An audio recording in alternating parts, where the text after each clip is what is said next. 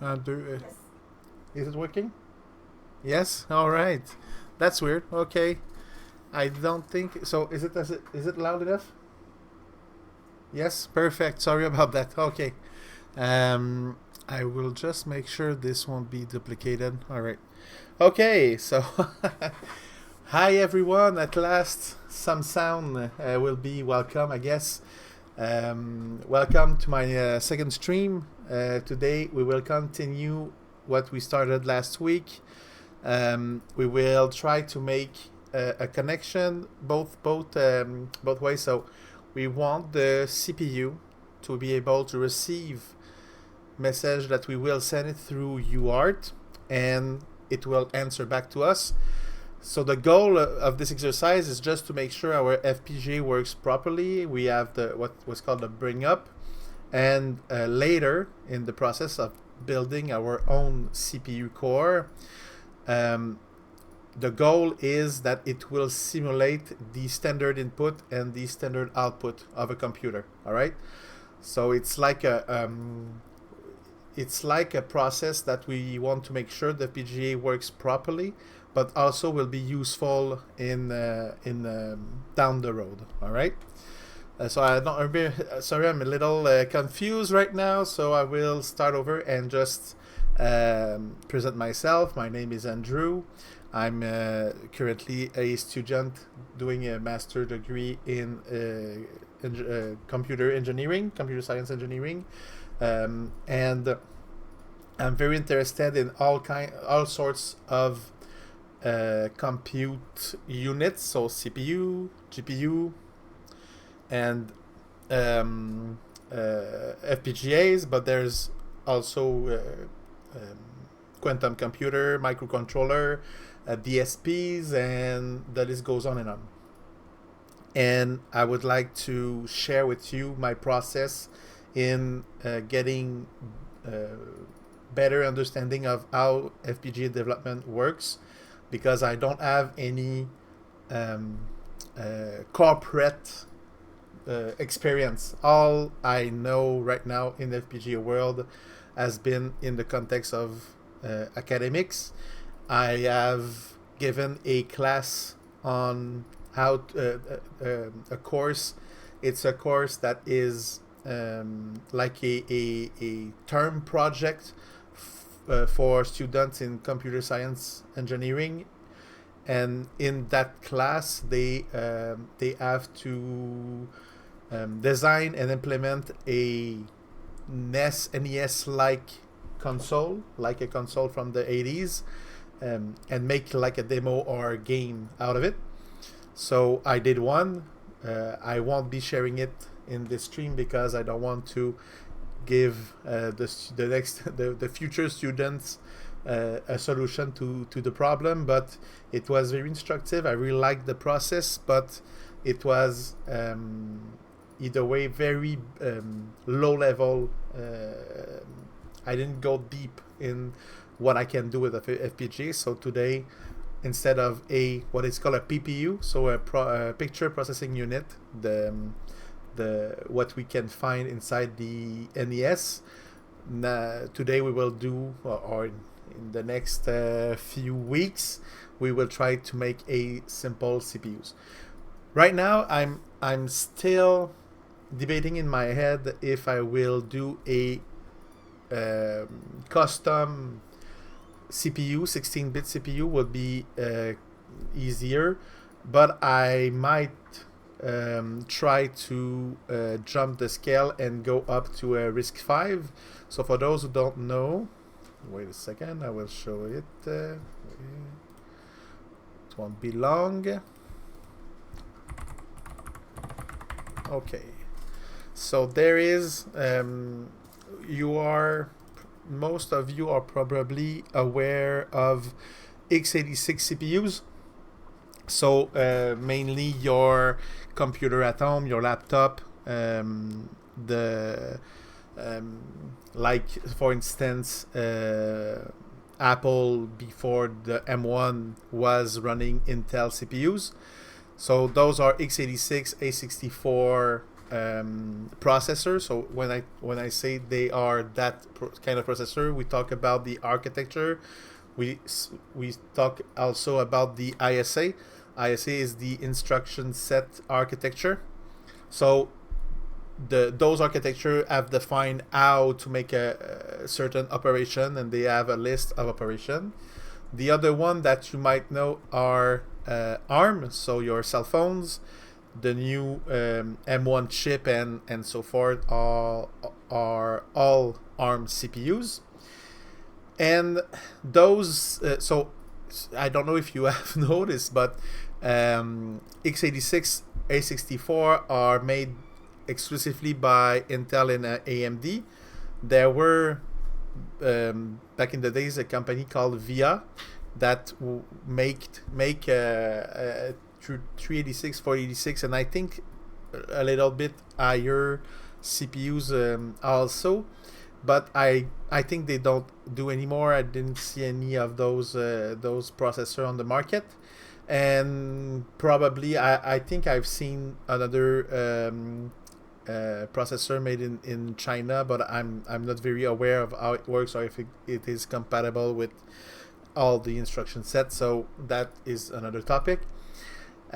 So x86, there is a very complicated story, and there were a lot of politics, and there were a lot of how can I say, there were a lot of legal action to protect the IP that Intel have created, and goes back in the 8080 processor with MOS that had a 6002, and there were the Z80 also that was compatible. So to summarize,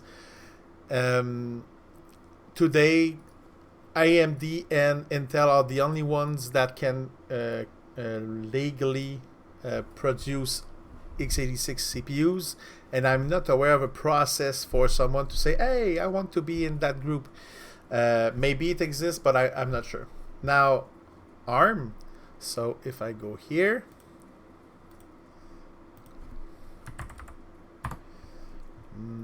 so ARM is a company that doesn't make CPUs per se. So Intel developed the ISAs and produce the design of the CPU. So how the core is designed with all the transistors and everything, every part of the CPU, how the power, everything, and then goes to the fab that Intel owns, though Intel has its own fab, and will produce their own CPUs. ARM doesn't work that way, and to be very thorough, even AMD doesn't do their own silicon as of I think mid 2010. I'm not sure. So what AMD had had fabs in the past. They are now called Global Foundry. I'm not sure if they. I think they exist in some form. They didn't go bankrupt, I think, but I'm pretty sure they stopped fighting for the top nodes, like Intel, Samsung, and TSMC does. So what I mean by that is that the high-end technology, the smallest transistors, AMD, TSMC, Intel, and Samsung are in a fight for the throne, but TSMC is on top for a long time, and Global Foundry didn't add the throughput and also the yield. The yield is the percent of good. When you have a wafer, you will have, let's say, I don't know, 50, 100, 300 chip in a single wafer. The yield is the number of chip that is working. So Global Foundry didn't add good yields, so they couldn't have a lot of return per wafer compared to TSMC. Samsung has some difficulty too with smaller nodes, and Intel had a lot of problem with their 10 nanometer back in the days. They were very behind. Now it's hard to know how they progress. They say they have contained some of their problems, but I don't know if it's true or if it's in par with TSMC. I guess it's not, but maybe they are in the right track. Okay, so now come back to ARM. So ARM CPUs, what they are, in fact, ARM is a company that has a license that sells to companies. So like Apple, when they want to develop a new CPU for their cell phones or for their laptop, they pay a license to ARM, and those licenses can have different freedom, I would say it like that. So for instance, Apple have the freedom to make their own design, so they will make sure they follow the requirements. ARM requires that a certain set of requirements are met, but they don't use ARM design. So ARM can design cores for you, and you will buy the license and those cores, and your job then is to send it to TSMC to be made. All right. A lot of company like our Xilinx here, so AMD have bought Xilinx, and those ZenQ here, those FPGAs, they have both a fabric, a FPGA fabric, and two ARM core, so you can know Xilinx through AMD have bought a license for those cores. All right. The problem with ARM is that even though you are Apple and do your own design, you have to pay a fee. Sorry. So you have to pay a fee because the ISA is proprietary. Sorry about my pronunciation. So you have to pay a fee for the privilege of using ARM. RISC-V is a ISA that is based on the concept of RISC. ARM, we could say, was RISC. It's not much of a RISC CPU now, but it follows the principle of RISC, but the ISA is open source. What it means is that there are companies like Sci5 who sells Sci5. Those people here, I think they were bought by Intel, maybe, I'm not sure. So Sci5, what they do is, considering your needs, they will design your CPU, and probably will give you a lot of tools or services, so that at the end you will receive everything packaged. So you have the design, the fab has been the wafer has been created, those die has been put in packages, and you are ready to solder them onto your PCB, for instance. Okay, so this company do exactly like ARM does. They sell IPs, they sell cores, they sell design. But if I don't have the $3.5 million, I don't know how much money it requires to do this, but if I don't have all that money to do those cores, and I feel confident I can do my own, which is a very hard endeavor, I can start right away without any cost. So RISC-V, the advantage is financial, and the ISA. So RISC-V, for those who doesn't know, it's come from a university. There were RISC-1, RISC-2, RISC-3, etc. So RISC-V, what I understand is that it's very well defined. Its potential is very interesting, and also they are the ISA is separated in like categories, we can say. So you can decide, okay, my use case is very, very simple. I just need integer operations. So I will do the bare minimum RISC-V with only this extension. So it will be, for instance, more used towards embedded systems. But if I want to run Linux, I will need a lot of more stuff, such as memory management, security in the execution, atomicity, stuff like that. So in order to do that, I will need those extensions, complexifying the CPU, but giving it the tools it needs to be more modern. All right. All right. So I'm hesitating right now if I'm going to create a custom CPU 16-bit or a simple RISC-V integer-based CPU. We'll see with while the time goes. Okay.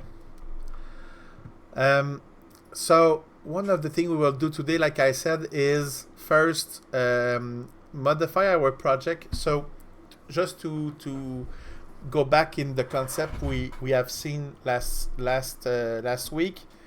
First, we have Vivado, so I can open it again. Don't be long.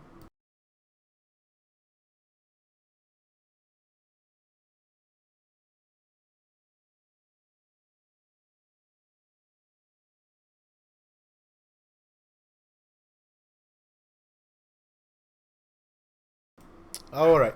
Okay, so we created a project that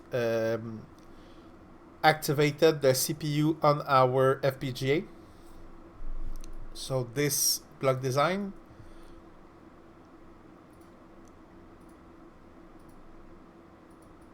We created this block design, so we have a Z7-20 processing system and the processor system reset.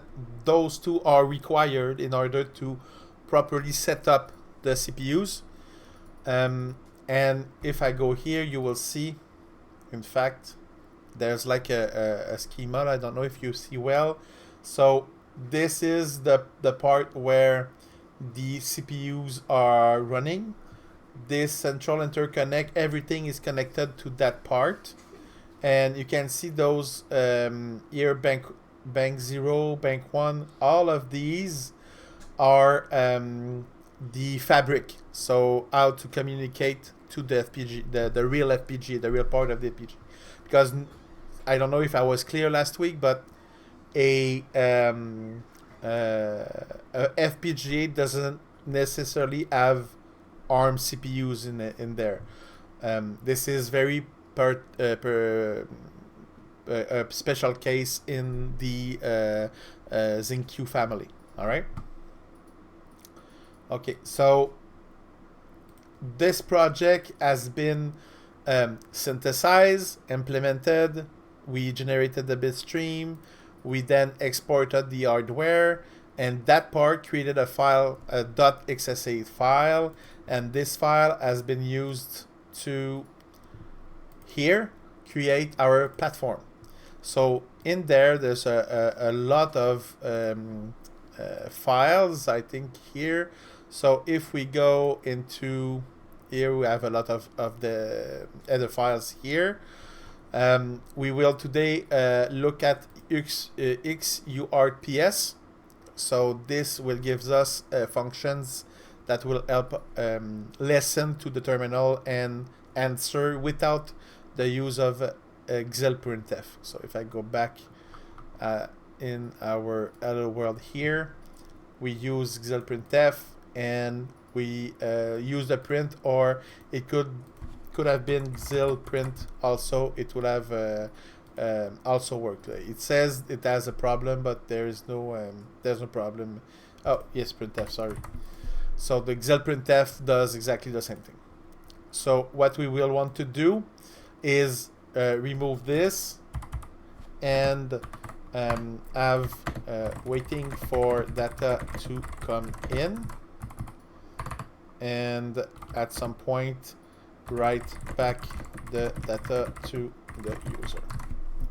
Okay, so today we will try to make it work, and if we are successful in that part, after that we will try to talk about the concept of a CPU, and what I would like to do is create a simple entity in the FPGA now, so we will use VHDL and do some test bench to see how to work with the simulator.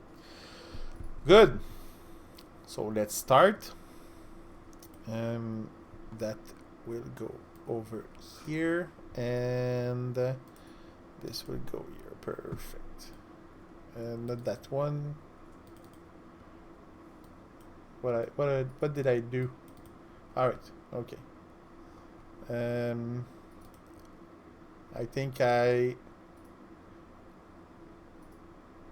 think I click here, maybe. No, this one.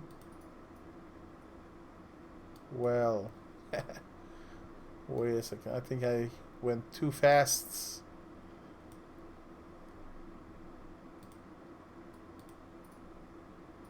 Can I just put it there? Okay, but where is my files? If I do,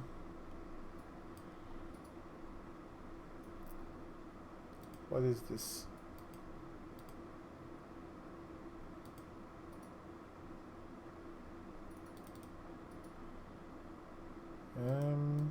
Sorry about that. Yes, save folder. Where is my...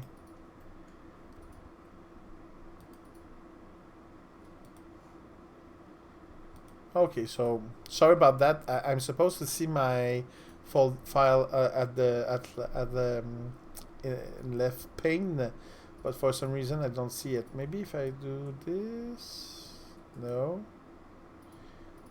Why is this happening? What if I close it and like, oh. It looks like it's in the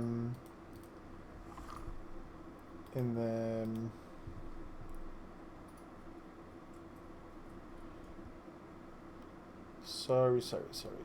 Okay, definition, big open, type your key, change, format, undo, commit, cut. What is going on? Hi, Anadra, hey.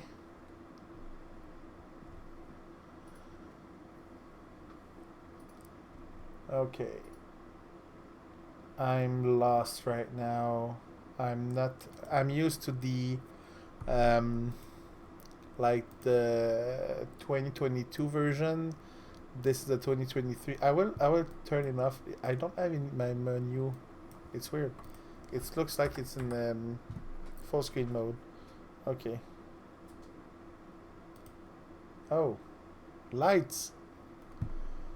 Okay. I will open it up. It's this. Sorry about that. I hope it doesn't remember how it was before. Is this the one? Yes, perfect. Oh, great. Perfect. Okay, sorry about that, guys. Those technology. Okay, open workspace. We will go in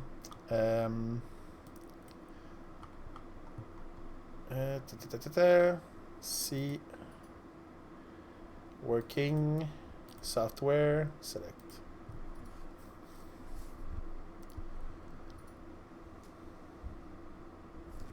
Good. Okay. So go in Hello World, and so what we will need to use is there are functions in the UART PS that we will need. So let's go here. So first of all, we will include X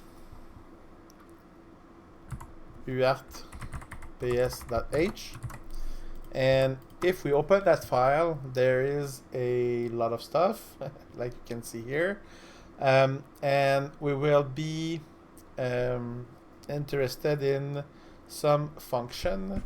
So here it's okay. So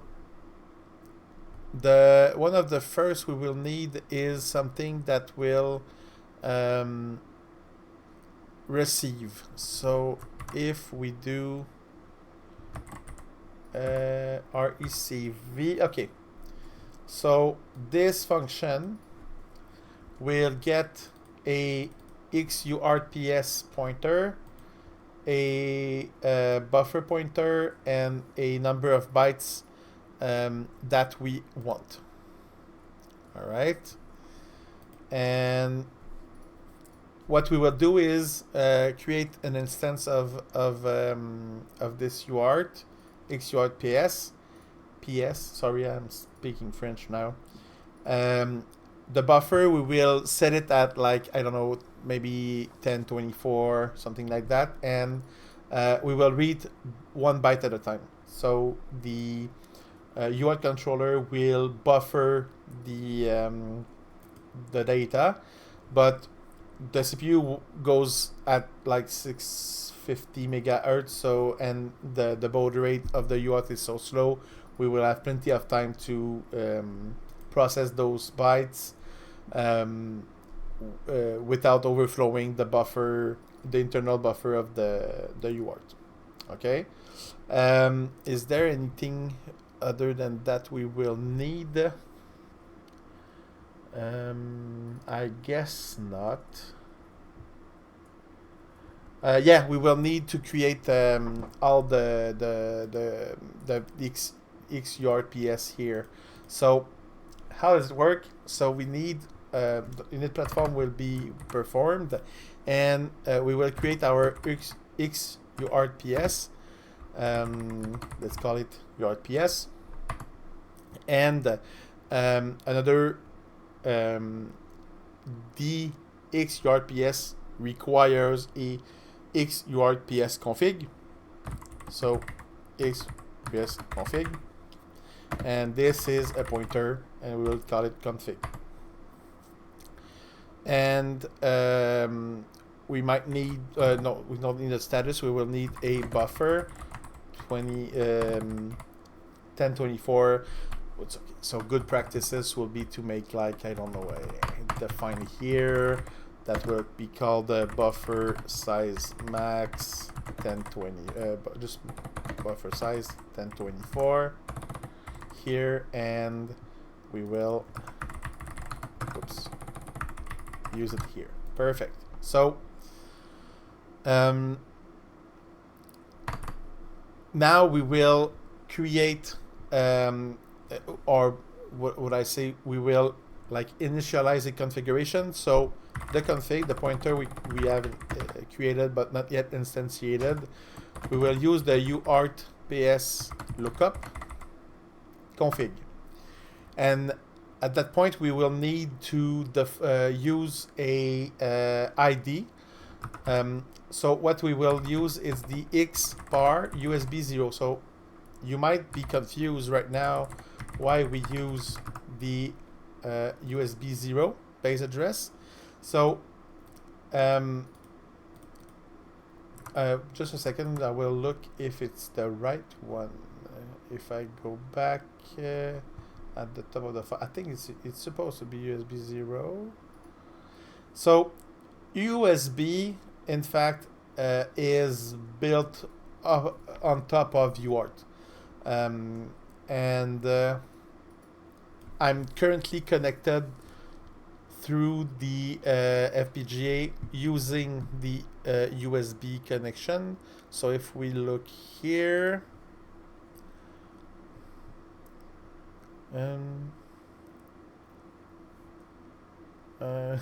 Starbuck, you understand nothing. Sorry about that. Thank you for the comment. Yeah, it's I don't know if you followed here. So Here's an FPGA. The FPGA is something that gives us the possibility to be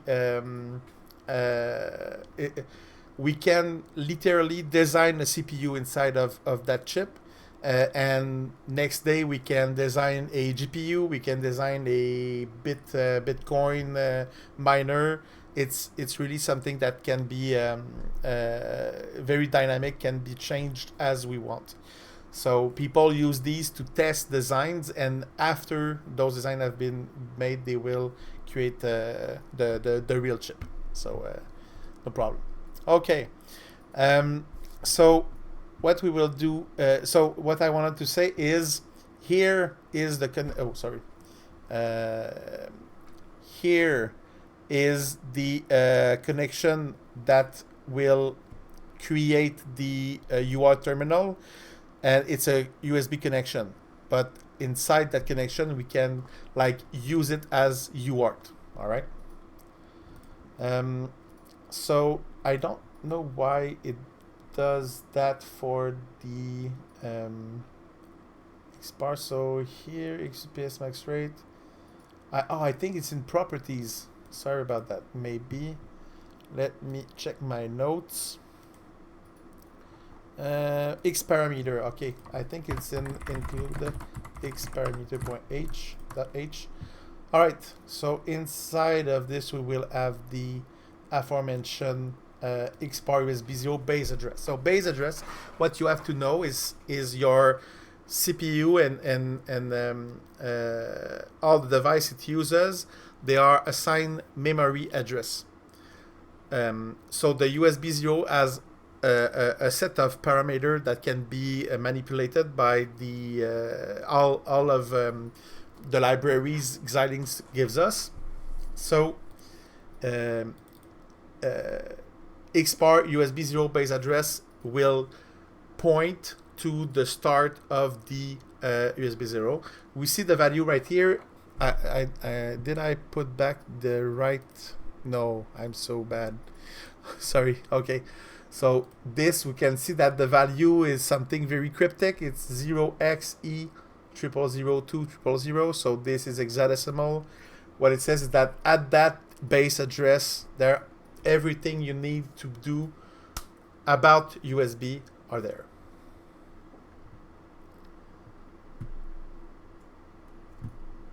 Sorry.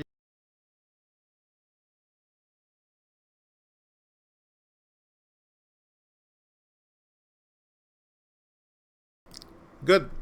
Okay. So now that we have called that function, config points to the right information, and all the data has been set in the config variable. So now we will look if the config is null or not null. So what we want to know is, does this function worked? All right. So if null equal config. So for those who doesn't know, I put the value in the left side and the variable in the right side. This is called the Yoda test. So Yoda always talk like not in the right way, we can say. So if I do this, config equal null, what can happen is I can go fast and do this. So in that concept, it won't be very a problem, because I think it will be catch in linter. But sometimes you do this kind of manipulation in C, and this will put this value inside config, and if that value is not 0, it will always enter the it will always be true. So sometimes it does weird problem. If I do this, I try to put config in null. This is a compilation error, so it won't compile, and I won't be searching and scratching my head for hours because it doesn't work. So it's something I try to use most of the time, but it can help in some extent. Okay. So if the config is null, it means that X UART PS lookup config failed. So we will terminate our main function and return XST failure. So this is a code that will be sent back to the what called the main function. Good. So okay, now we will need to initialize the XUART. So how do we do that? Just a second. Perfect. Just a moment, please. I will be back in 3 seconds.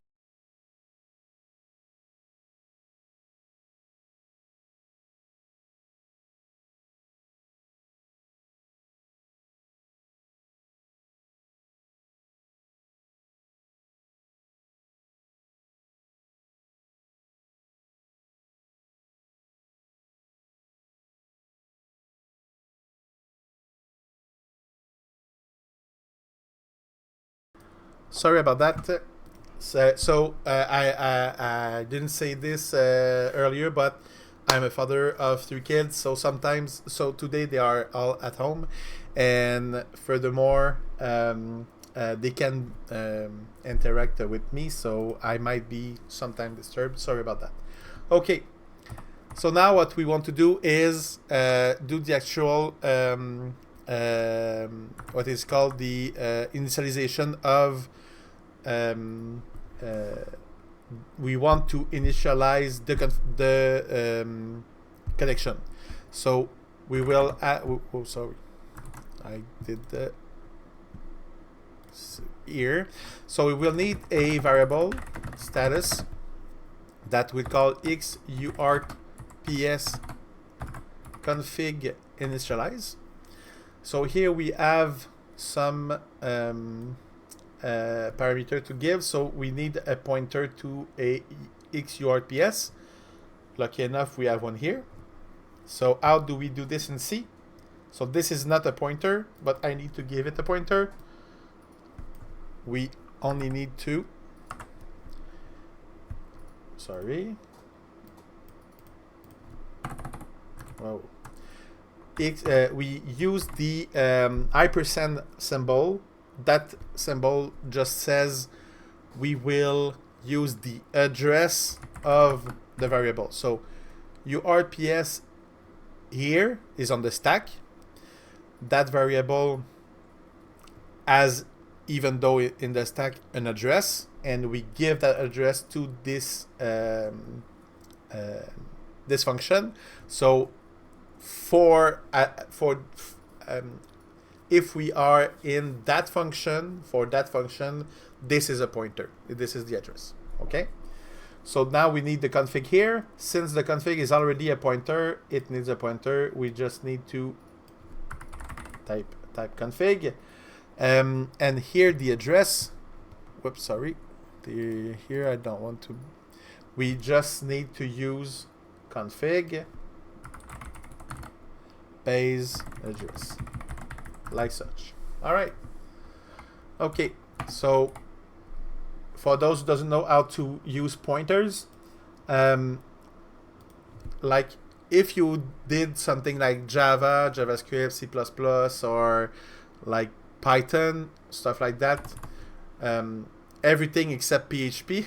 So when you want to access a member of a structure or a class, you will usually use the dot operator. So let's say I have a config dot base address. It will be exactly like that if I were not using a pointer. I will be doing a dot. All right. But since this is a pointer, there is 2 ways we can do exactly the same thing. I can either let's me duplicate this line like this and like such. Okay. So either I do the arrow operator, or I can dereference the config and then dot. So this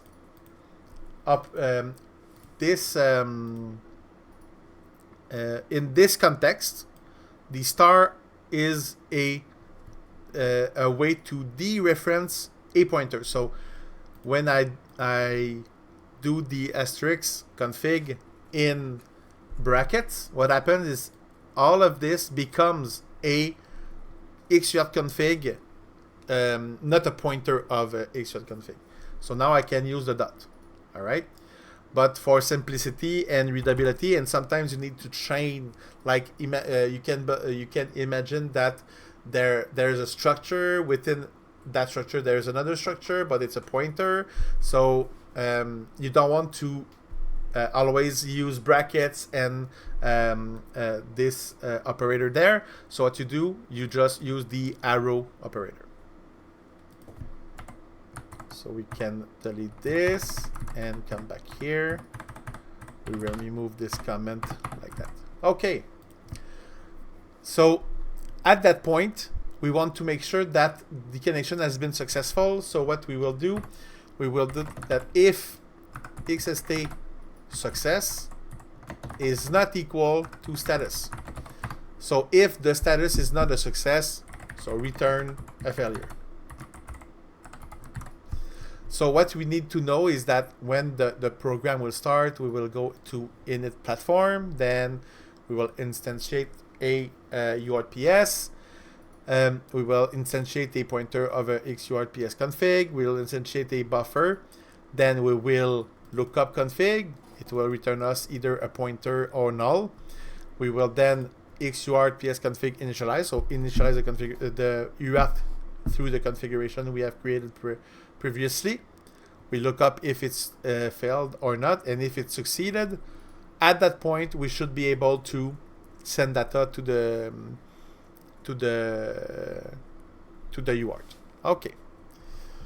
So how do we do that? So for now, what we will try is wait a second. We will go back here. Okay, sorry, I need to just make sure my notes are correct. Yeah, this is okay. Okay, perfect. So if I go back in XUART-PS, we remember that there is a function XUART-PS receive. We can see that there is a XUART-PS send. So we will try to use those two functions instead of the xil printf or the print we saw last week. Okay. So we see that we need the instance of XUART-PS. We need a buffer that will be sent and the number of bytes we want to send. Okay. So let's just try that for now. Baby steps. We will send a hello world with let's go back here, XUART-PS. Okay, so it returns I think this returns a status. For now we will ignore the status. We just want to see if it works. So we need to send the UART-PS. Don't forget to add the hypersend. We need the buffer. So a way we could do that is basically just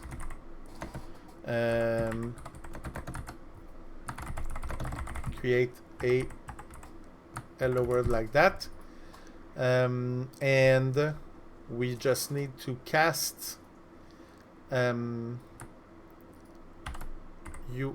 pointer MSG. I think this would work, and the size is can I just do size of MSG?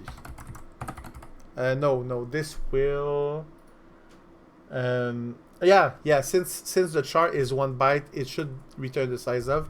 It's when the type is like an int, you need to divide by the size of an int. But since the char is 1, it should be okay. Okay, so just a second, I will take a sip of water.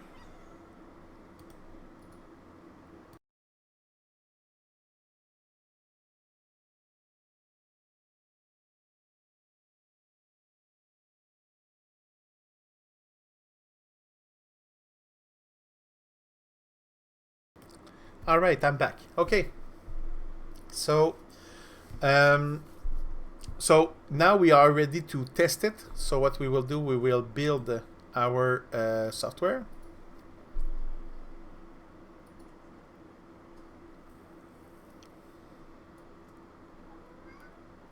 So is it? Oh, it builds successfully. Perfect. So we try. Before we will open HTerm here. Okay. So we will connect, and we will.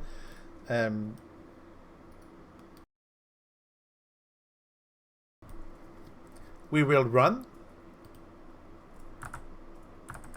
Come back here, and wait a little. I think it's the same. The COM3 port.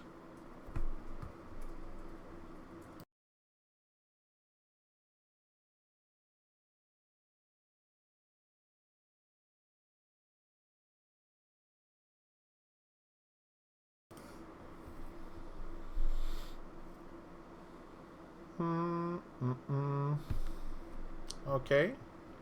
Was it the right one?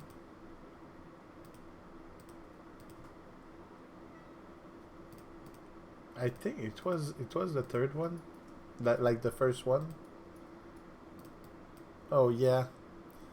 Not responding. Yoo-hoo! Great.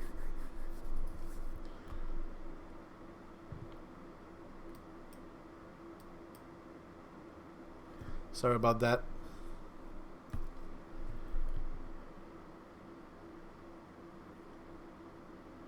It's hard for CPU to work with those technologies. Okay, let's try back this one.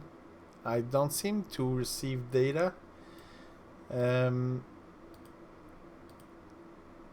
Let's try this port, but every time I try the port 4, it doesn't like it. Probably used for something else. Hey! Hi, Vice Breaker. Who wants to talk about networking? Good Lord, networking is fun. Hi, GD Taylor Tech. Not much. I'm trying to connect to my UART connection here. So if you just came along, I'm trying to make this FPGA here. So sorry, the board is in reverse, but this is a ZenQ FPGA. We want to create a CPU inside of that beautiful device. And right now, last week what we did is only to bring up the board and make it work. And yes, that's what I'm trying. Last week I think it was the third one, but the COM3, but for some reason it doesn't work. But it's probably because my setup is not accurate for now. I will try the 6th one. Yeah, it's not that one too. It's hang out my CPU is not my CPU, but my software is hanging out. Oh, thank you for my English. My God, I try. Dev manager. Yeah, I know it's. Oh, you mean here? Auto manager. Open target.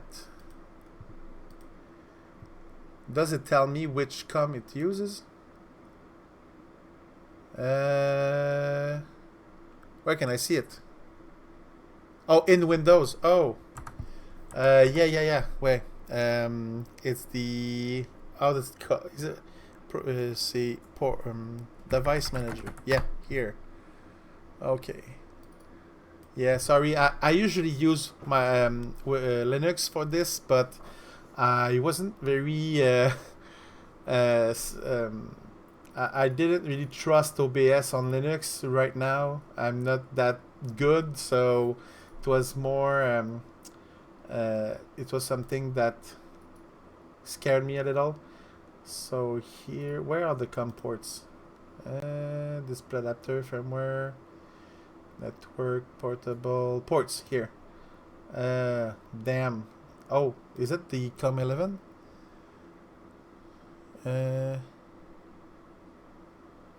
Sorry. Okay. We're still looking at. Oh yeah, that's true. Sorry about that. Okay. Yeah, I think it's the 11th one, if I guess correctly. Going back to here. No, sorry. H-term. So if I go to 11.1 connect, I don't receive any data now. So I guess my config doesn't work properly. What we will try is just debug here and see if it crashes at some point. So I will put breakpoint here and just run the debug.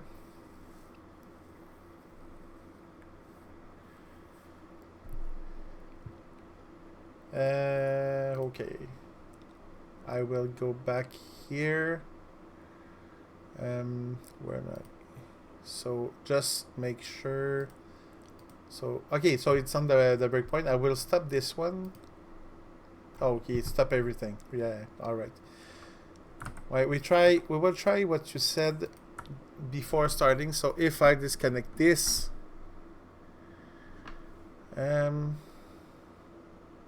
where is it? Display.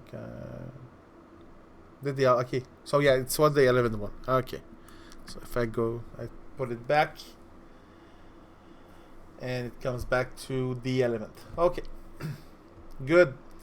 So what do I need? I will just look at my notes if I needed to specify the baud rate or if it was automatic. So here, I will try something. Okay, so here, let's look at this function. It only took the base address. Okay, and so if I go to the config here, we have the unit PTR. What is that? Oh, so it's the interrupt. Okay. And is there anything else? Base input clock. Oh, this is probably what I want. I want to make sure it's 115/200. I think. There is no default value specified. Okay, so what we will do, we will try to run it first in debug and see what happens. You have mode baud rate set. It's supposed to be 11. Whoa, sorry. 11. Well, sorry. 115/200. So it's the base. If you use like the xil-printf, it's the default value it is using. But I guess I need to define it because I don't want to use this function. I want to handle the send and the receive with the base, the bare bone function. Yeah, so it's I think I need to change that value. Okay, so just to make sure, I will start, and at this point here, I will see if it's null, and I will be able to see if there's a predefined value for the baud rate. Okay, where is my... Okay, here. Debug. It's starting. So just to make sure I am connected into my H-term. Yes. Okay. So I will go to the next point. Did it crash before? Okay. So we enter here. So config is null. So that is problem. So probably my base address is not right. So let's look at something quickly.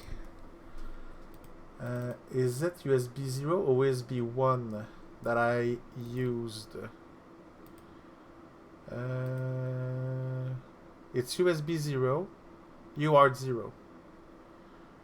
So it should... Oh. Okay, USB. Where is it? It's right here. Okay, we will try something else. We will try to use in X parameter xpar USB 0 base address, but here, okay, XUART PS0. I will use that address instead. You see that it's not quite the same address here. So I will try this. Okay. So you wanted to know what FPGA? Who asked this? Continue the FPGA. Yeah, sure. I will send it in the chat. Sorry about that. So it's a Digilant. It's usually used in academics, so it's used in classes and stuff like that, but also for project like robotics. So I will put the link here, and I don't have any how can I say? I don't have any relation with Digilant. I use it because this is what I know. Where FPGA board, all boards. Arty's, no, not the Spartan. Not the. So you have to be careful if you. I will send you that link here in the chat. So here you have the Arty Z7-20. This is a smaller version of the one I have. I have the 20. It's the difference is very large. It's almost double the gates in the FPGA fabric. The CPU are the same, so for that part it's okay. But we have, if I will send you the link right now. Sorry, in the chat here. Okay, so if you search by yourself, there is a lot of Arty board. For instance, there is the Arty A7. So A7, it's not a ZenQ, so there is no CPU core. There's no ARM CPU on that one, and there's a more old one. I think, I don't know if it's older, but the Spartan are like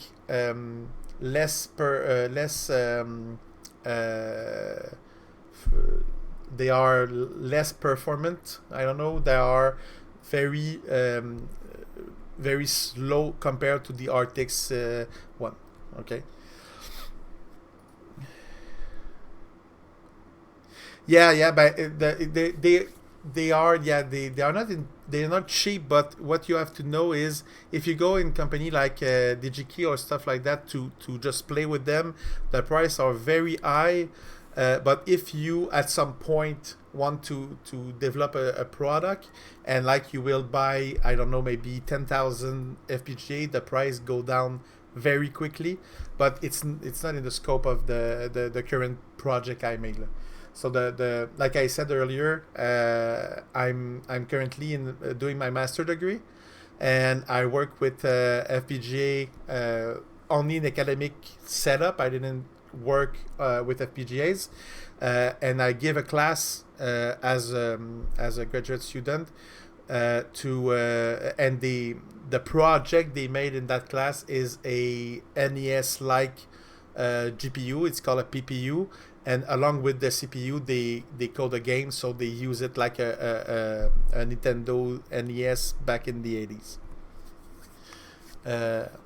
In per unit, when you buy a lot of those, it's go very down. Like if you go to DigiKey, they will tell you that the one of the like most expensive FPGA costs like $5,000 a piece, but there are boards that use those FPGA that cost half of that. So at some point, if you have enough volume, they go down. All right, so yeah, great. So I go back here. Okay, so I will use that base address instead of the USB, and because what I think happens is it's when I try to build the same project but with the Zibo. If you want to see the board we use in class is this one. It's the Zibo Z7. It's the same FPGA, but there's a lot more P mode. The connector are different, so there are more P mode. There is more the input outputs are a little different, and the clock is slightly faster. It's I think like 667 megahertz compared to the 650 here. But this one is a Z7-10, so there is not much fabric in there. Okay. So when I did the other project, the USB and the UART was the same one. So I will close it and go back here. So let's try this. Stop here and we compile. Everything worked. So we will debug.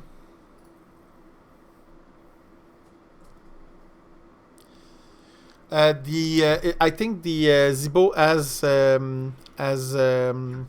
ADCs, but I'm not sure of the Arty. I didn't look at the. There is an Arduino shield, so maybe there is ADC on that shield, but I didn't look it up that much. Sorry for the switching back. I'm new to this. I'll get better. Okay, so. Did it run? Okay, yes, I'm here. So I will go to the next one. Next one. Did it crash?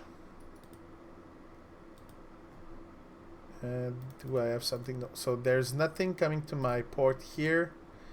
And I stop in the assembly right at that place in the config. Okay, so I was in the config initialize.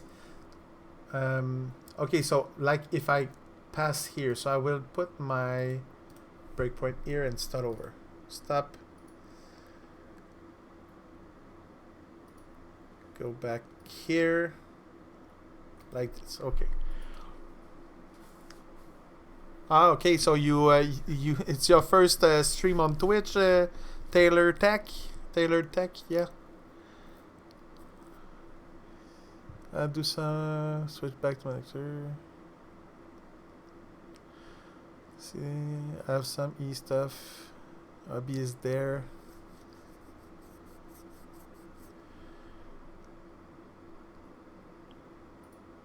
Okay, so you're new to stream. Okay, what is your channel? What are you doing?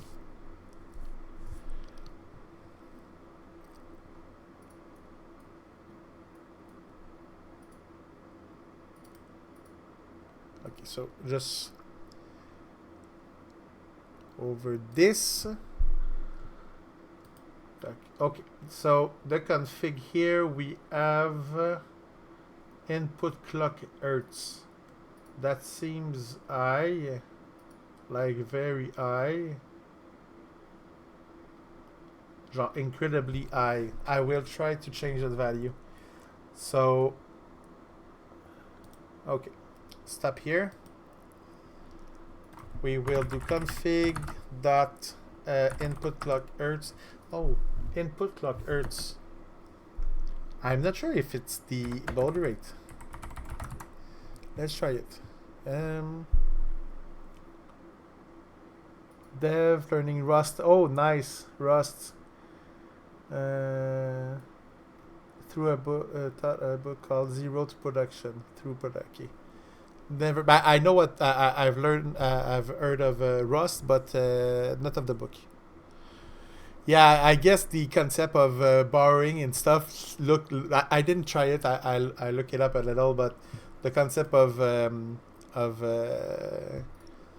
borrowing and stuff like that looks like not conventional to. For me, I'm my background is mostly C, C++, a little of Java. I did infamously PHP for like 5-6 years, but I did also DevOps in like a web firm for almost a decade. So I'm not very I don't really like JavaScript, stuff like that, stuff that are not classical, I will say. I don't perform as well.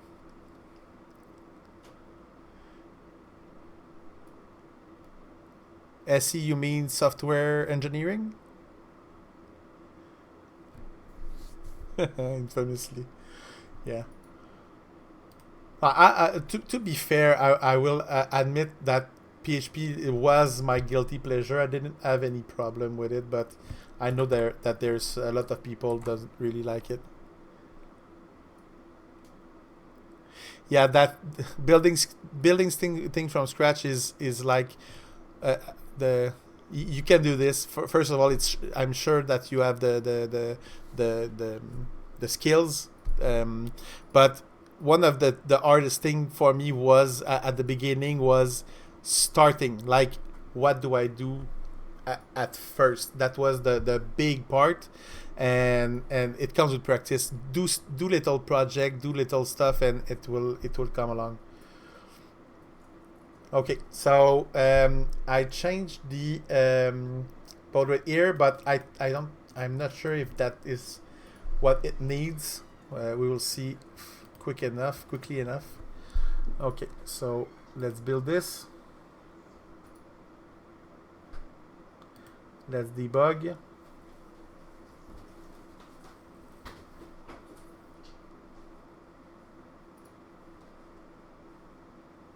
Yeah, true. Vice breaker. Yeah, that's a good advice. Yeah, and it's okay to fail. Like I have I teach, like I said earlier.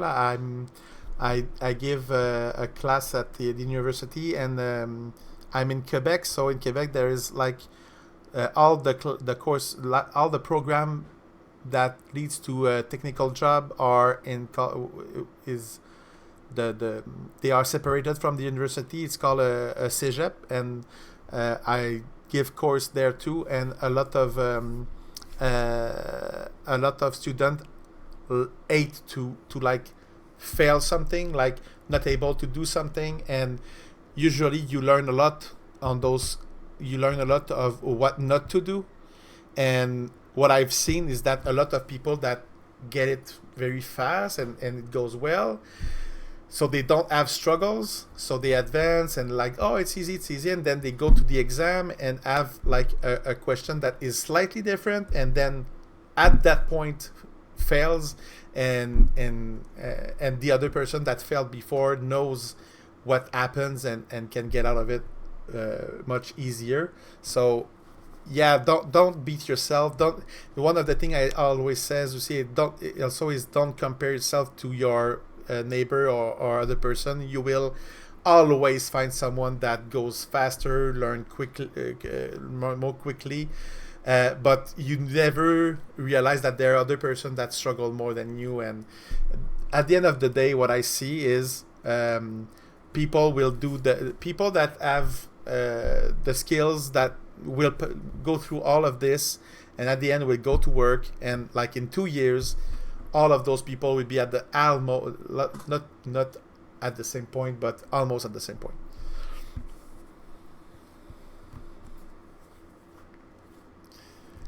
Yeah. Yeah, best practices.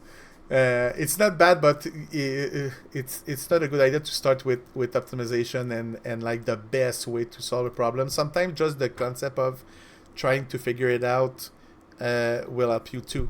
So yeah. Okay, I forget what I was doing. Okay, I think I built it. Okay, I'm currently debugging. Good. So let's start this. I will go there. We'll go there. Okay. So config as now the input has changed. So it's not null. We will be able to go over. So here we try to initialize this and we fail again. Okay. So it doesn't help. I don't think I think it's like the input clock that is set is probably like the clock that feeds into the UART module, but is not necessarily the actual baud rate. So why does it fail anyway? So I use that. I will try to see other. So we have the base address here. So here is the okay. There is a UART 0 here, and there is a UART PS here. definition for peripheral UART 0, P canonical definition for peripheral, and so this is the same address. Okay, so it doesn't matter if I get this one or the other one. Is there another? What is this? No, it's not the same thing. Okay, so I guess I have the right address here, and this fails. I want to know what has the value. Okay, so I will run it back. So let's go here. Debug.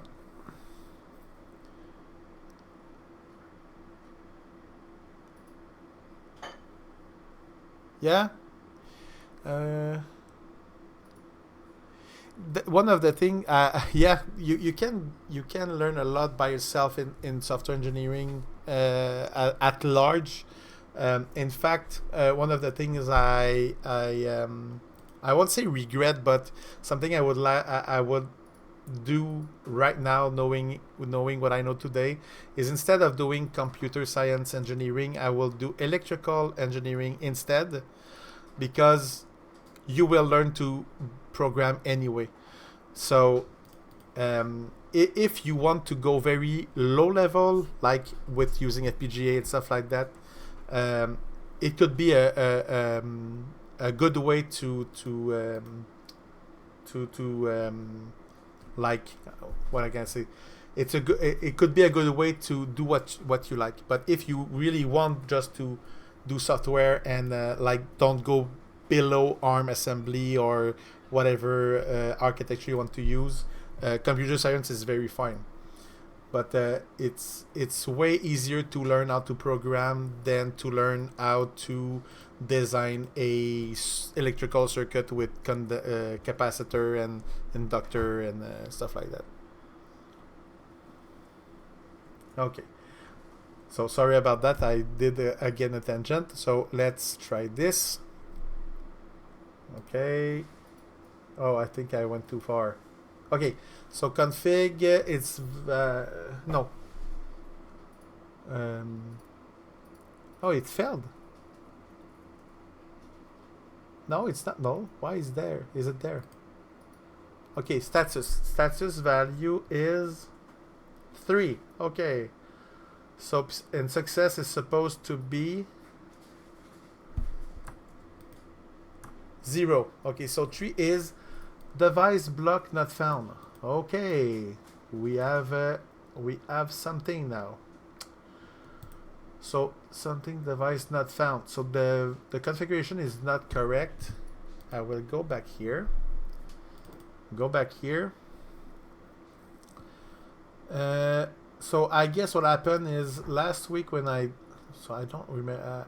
I don't understand why it would work, but when I played with this part, I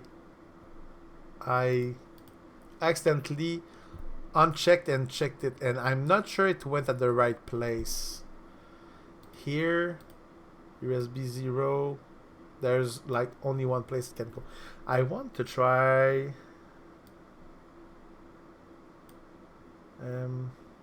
because one of the things I realize here is that the UART 0 right now is on a 3.3 volt, but the USB 0 is on a 1.8.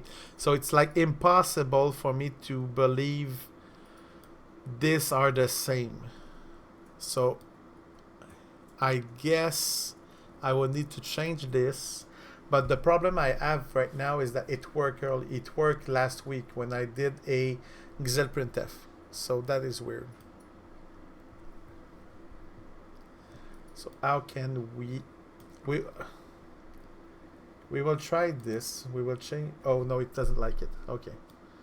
So what if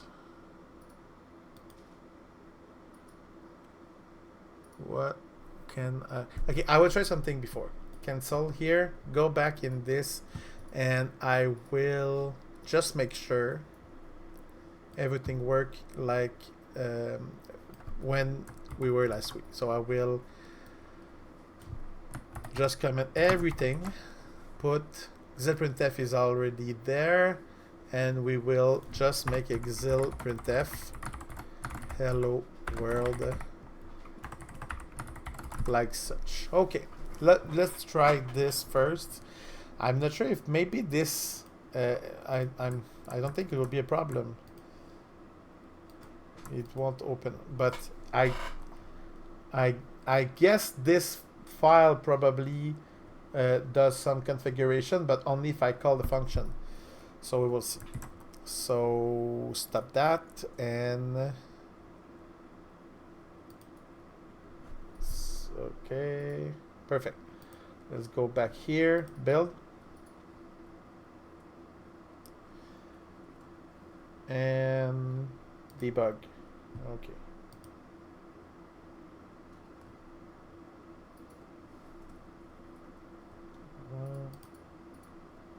Like such. Let's do a play here. Okay. So I didn't receive any data. And if I just do play, I don't have any data back here. Whoa.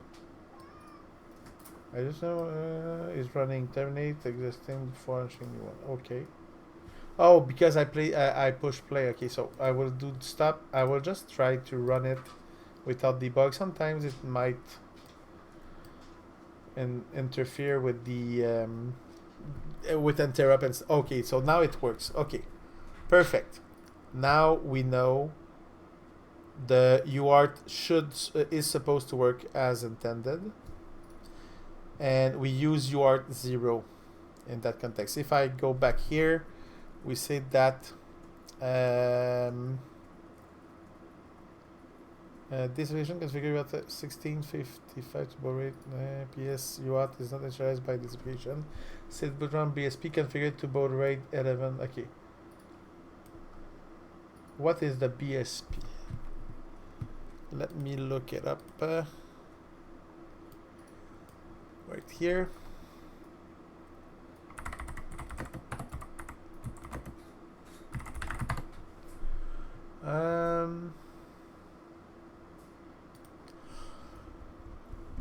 Sorry.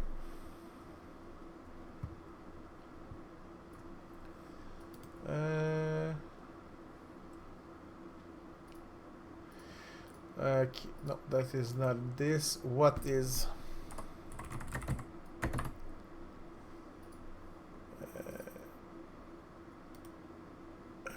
Okay. Oh, so it talks about Linux. There are two ways to create a project in Linux. What is BSP? Is it the bootstrap? Is it bootstrap something?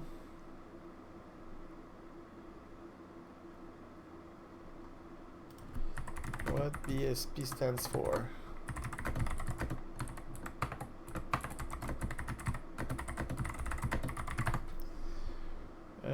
Board support package. Okay. I suppose it's like the library, like I don't know, all of the files in the platform here. Well, hardware. No. PS includes, so those files are probably part of the BSP, I guess. Okay. So Xelprintf works, but I cannot. Can I see how it works? Okay, Xelprintf here, Xelprintf print out byte and byte, and if I go here, oh, there's no way.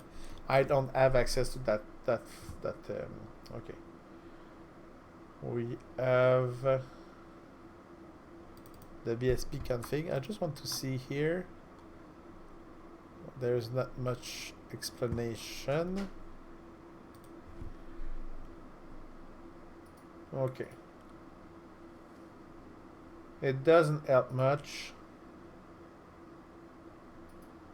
We don't know how it is implemented. Okay.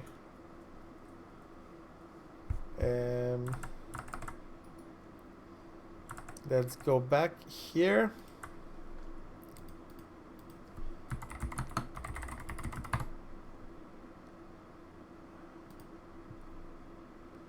Oh, we have Xilinx embedded software, xilprintf.c. Okay, so we have some function outnum, outnum1, get num, xilprintf. Okay, so we call this function. Okay, Xen console, I guess. Yeah. Okay. EVA list. So if you're not aware of what does it do, is when you use the epsilon operator, not operator, but epsilon argument. Uh, when you have a function, see that as many arguments. The way it works is they are put in on the stack, and those type and function that are va start va and all of this will fetch those value. You have to know how they are made. uh, what's a good PC for 800 ish? Good question. What do you want to do with it? I guess custom would be if you build it yourself, you will have more for your buck, I guess.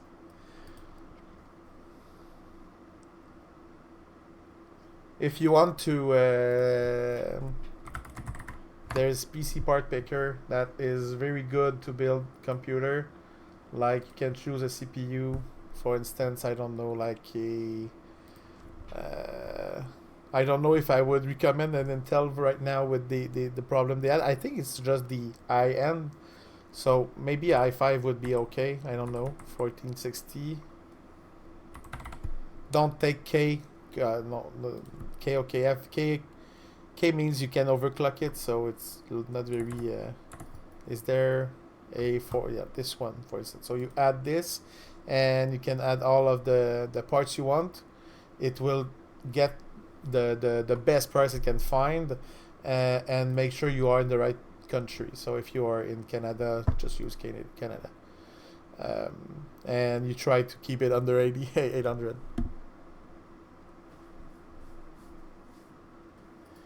Yeah, the Rise Breaker has a good point. If I go back, like in that processor, for instance, you can see that the price can move a lot, but not that much for that one. You can set BNH as a constant 229, but it can vary a lot. So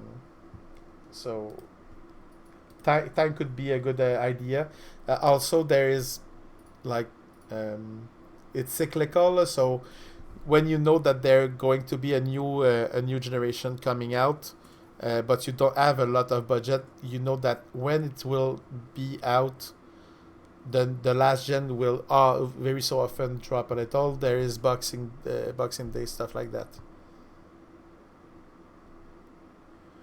Yeah,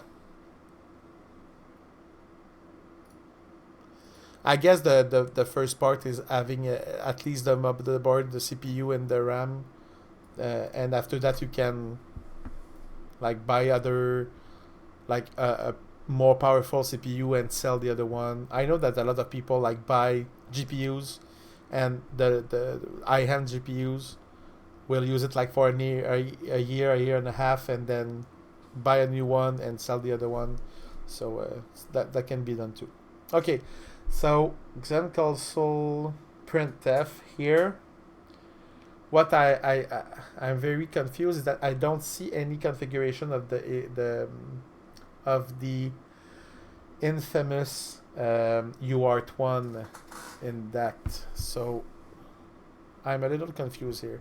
So Xencon interface, console interface. What is this?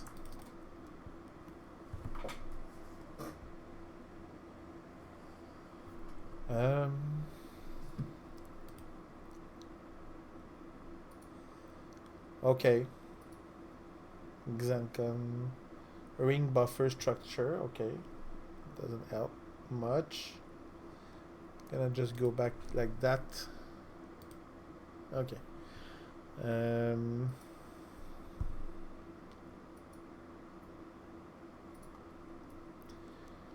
Okay. xelprintf, okay, so that was that function, but there is another xelprintf here. What's the difference? Okay, so did this define a VA list here? Oh, this is what this calls. Okay, okay. So either it calls this function or it calls that part, but I guess okay.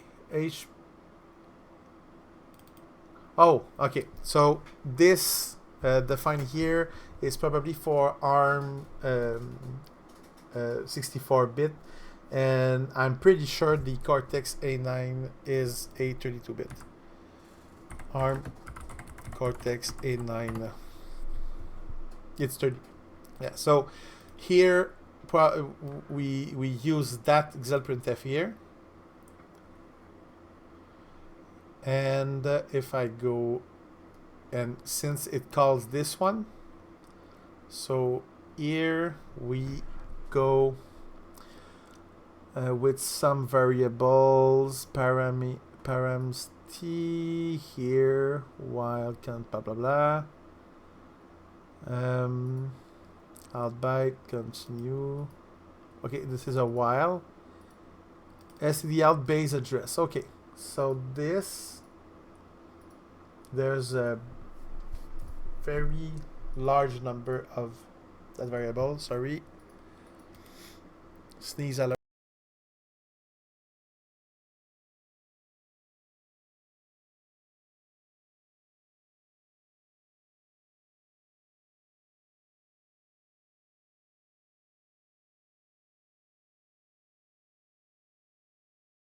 Okay. It's okay. So I want to know if that base address is the same in my project. Sometimes it's not. So go here. Oh, see that std out is the same base address as our UART. So if I go back here and UART 0, it's E with all zeros. And if I go back down, is the same address. So we now know for a fact that the base address of xelprintf uses the same address that we use here. So if I go back here, it's the same address. Okay. So this is not the problem. So what I want to try, oh, let's see. Okay, so we will, so the problem comes in the config initialize here. So I want to see if I can find that function. What is going on here? Sorry.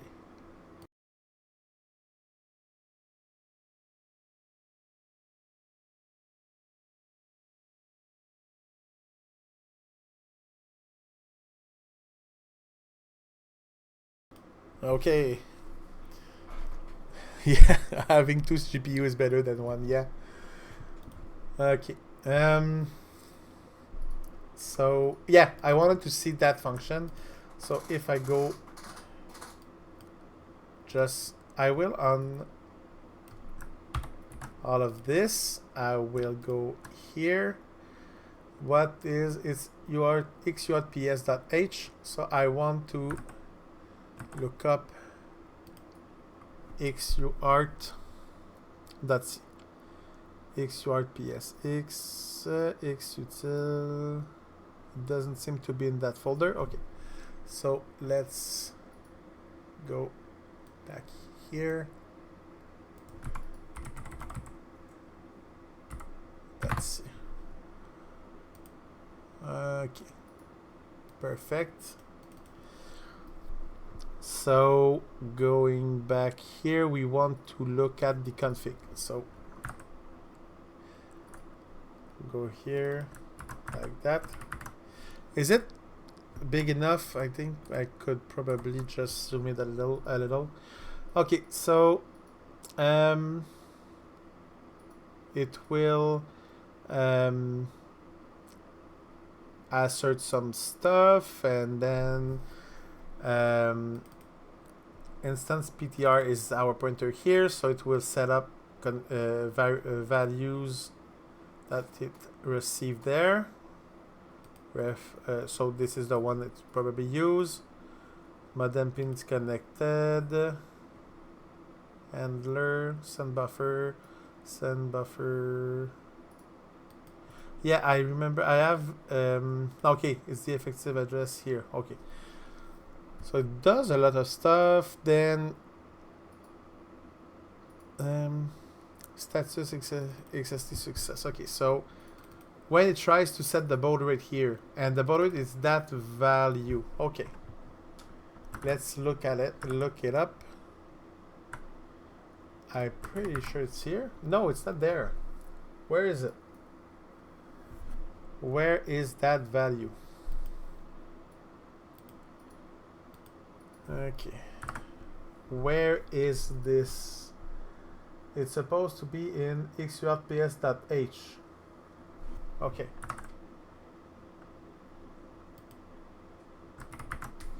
Yeah, okay. Everything's fine. Everything's fine. So the function use that here, and then it calls that function. So that function receive our pointer and the baud rate, and asserts a lot of stuff. So if baud rate times 2 greater, so for those who doesn't know this,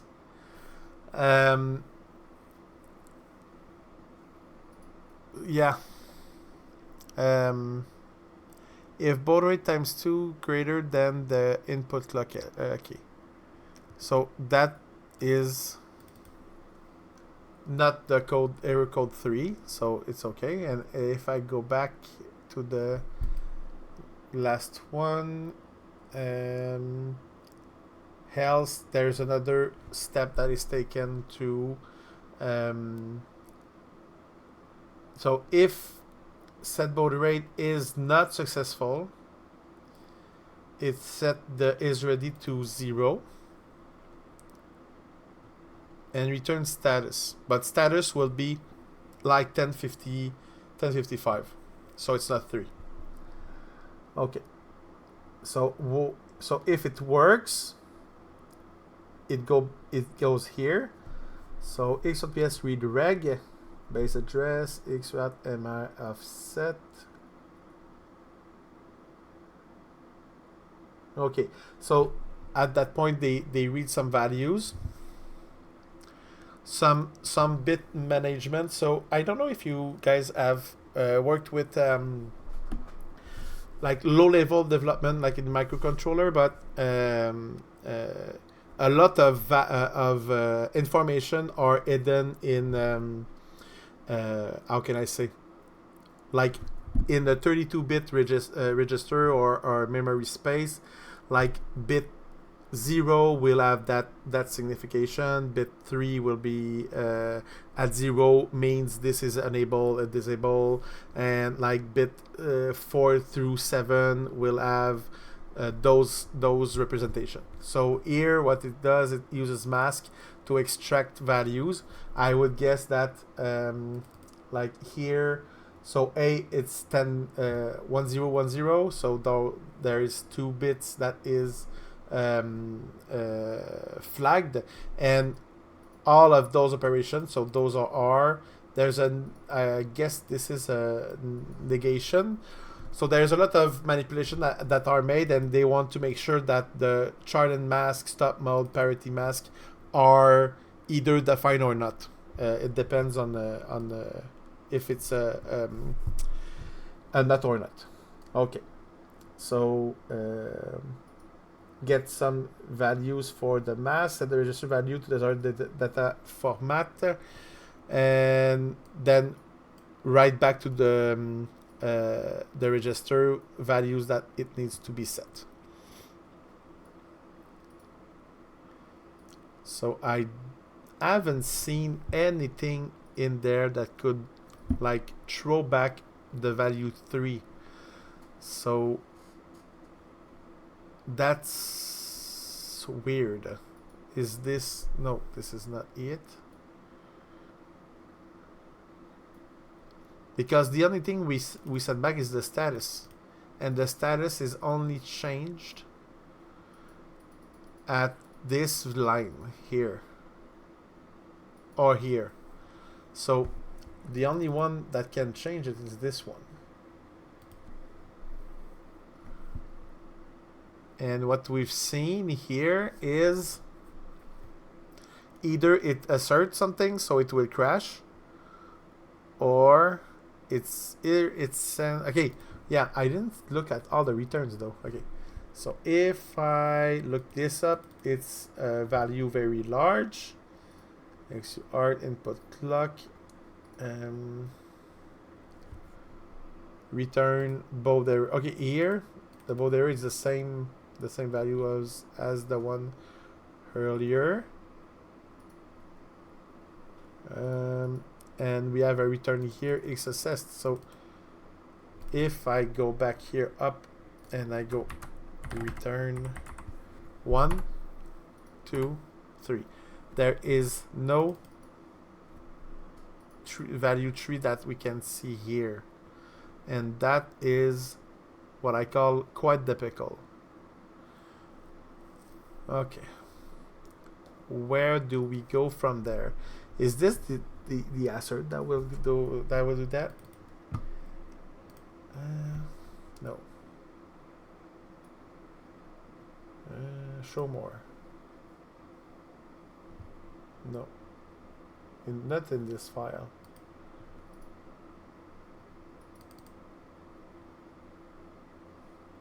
Okay, you cannot see where it is. Okay. So it says I want to try it again. Sometimes you just restart and it works, so let's just make sure we have that value 3 in the status. Okay, let's put a breakpoint here.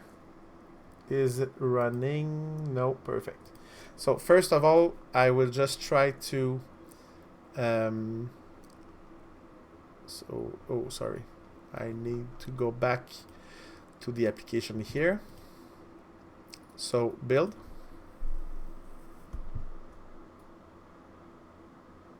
So it build. Let's try run. So this is still running. Just a run. Let's see if it works. Oh, but I think I didn't remove the auxiliary. Sorry. Stop. What's going on?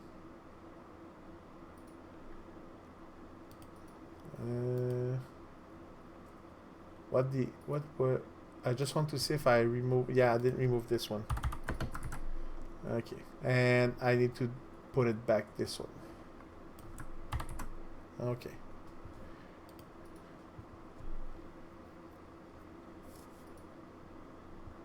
Oh God, I didn't see that.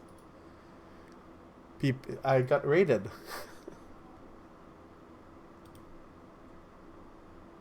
So I don't know if the people that stayed are from Spirodon FL. So welcome. Sorry for the late shout out.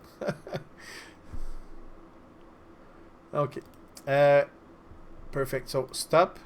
It's just weird because it doesn't show much. I will start it there.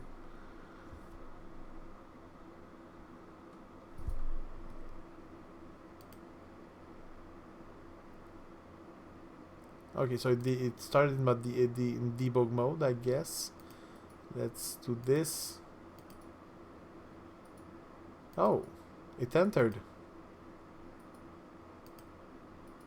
Did it work? It worked! Nice! Why though? I guess I didn't change the address. That is weird. Okay.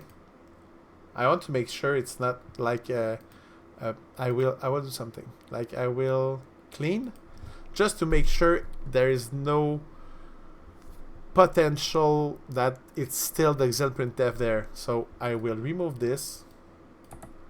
I will remove this.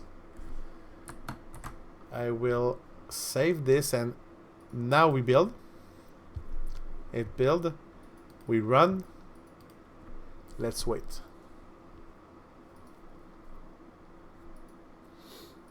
Yeah, it works. Great.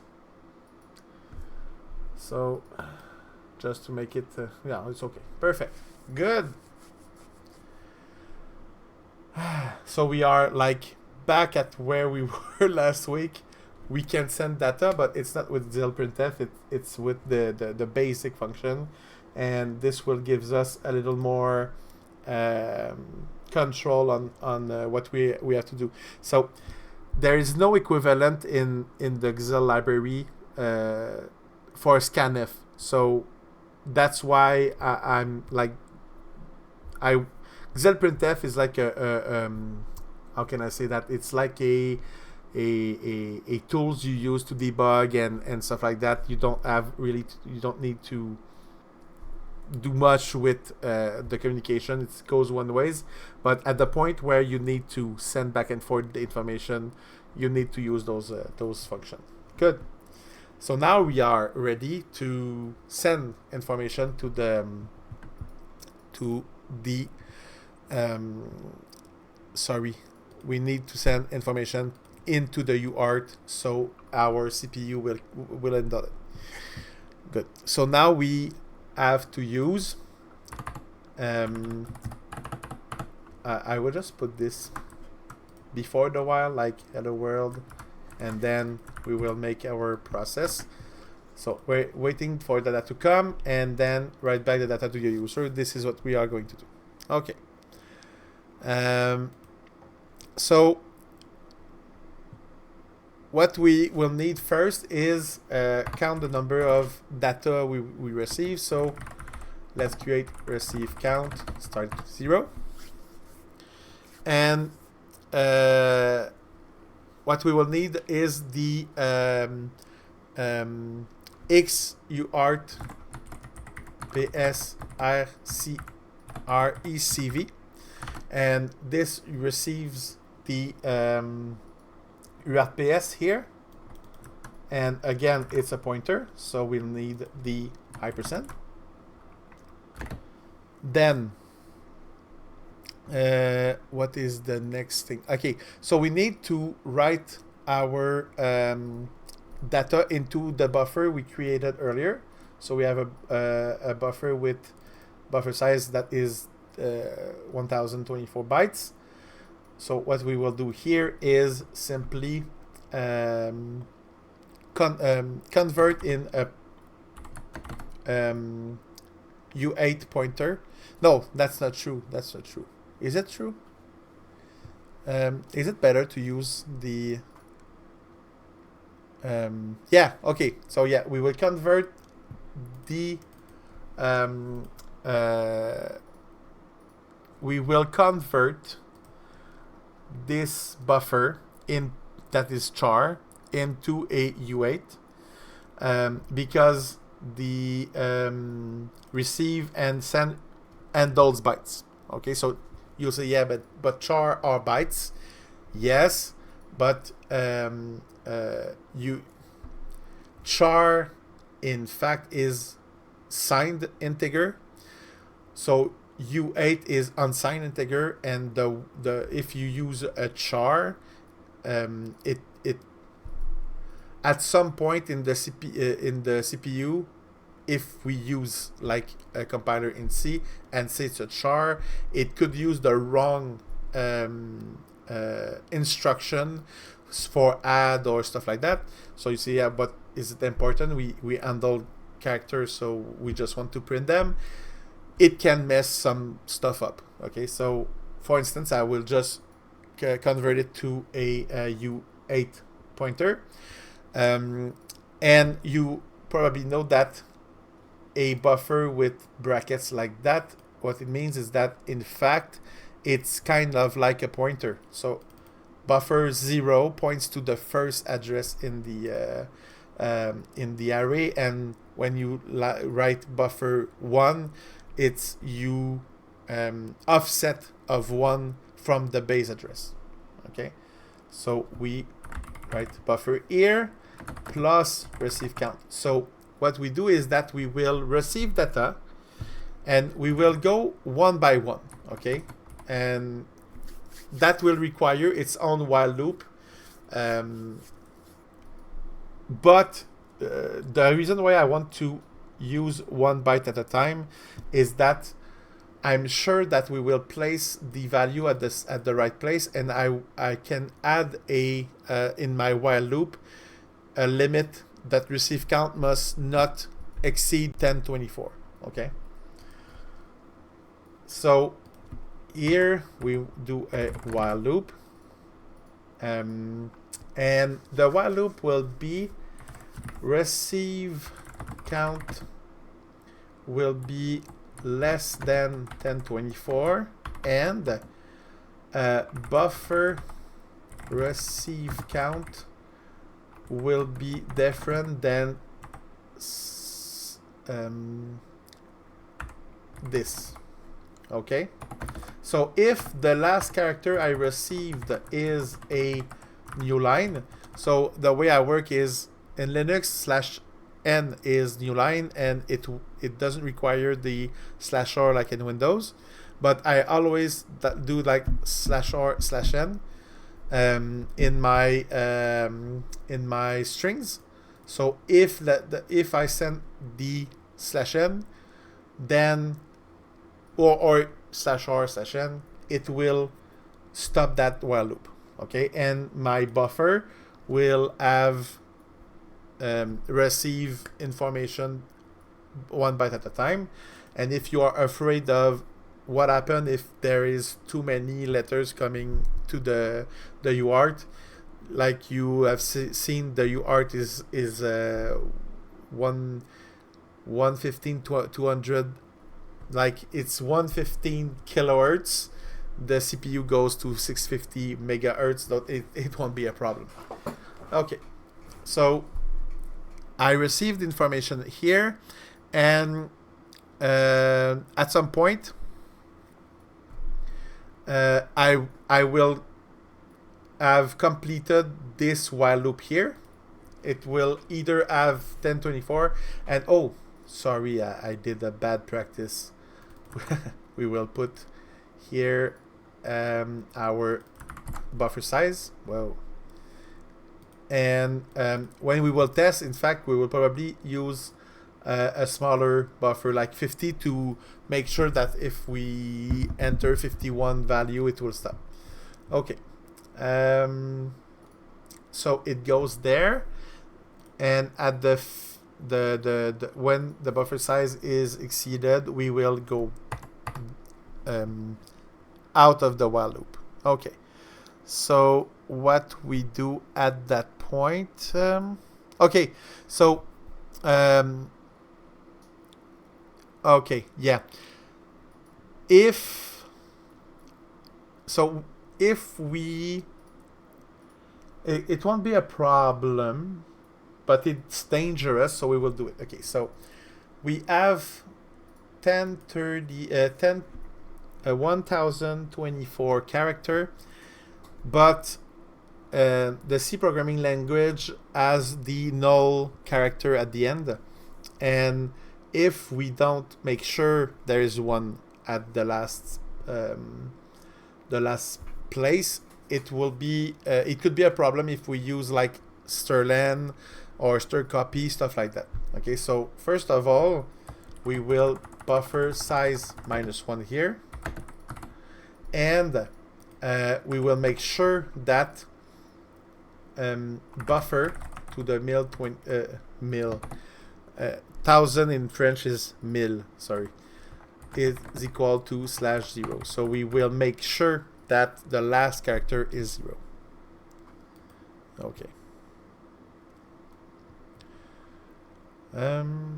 What's next after that is we want to display the we want to send back the message, so we use it back here like such.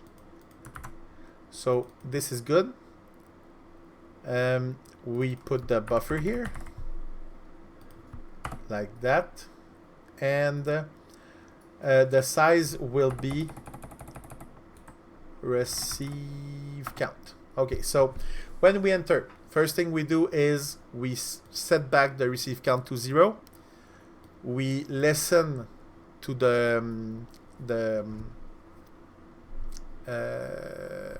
we listen to the terminal. At some point we will receive stuff, and at some point we will receive an enter.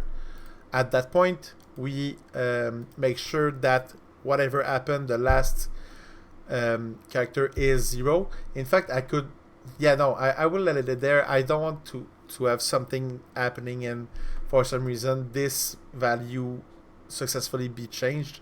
So at the end I will make sure that at least that value is there. Oh, and I'm thinking of this.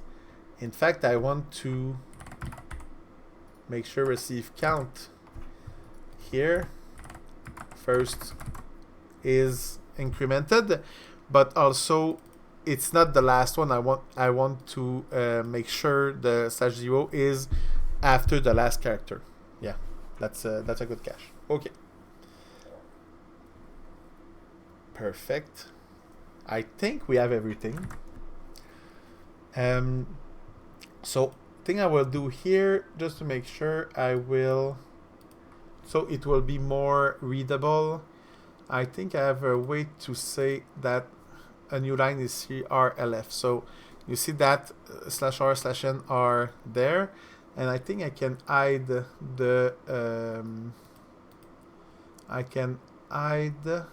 the 0. Clear. Okay, no, it's not that bad. Okay, so we can now clean this. We build.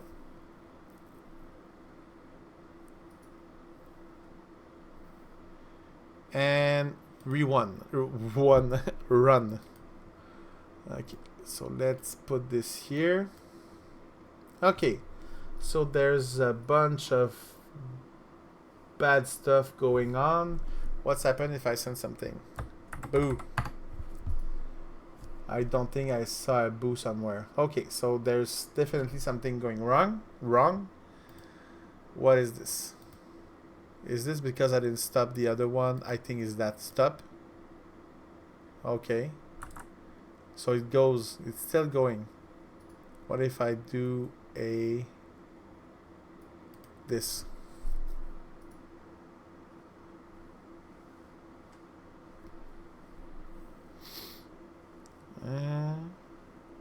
Okay, and if I do this again, and I go here, still not good.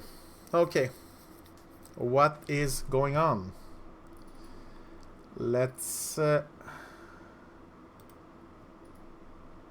so if I look here, we have while.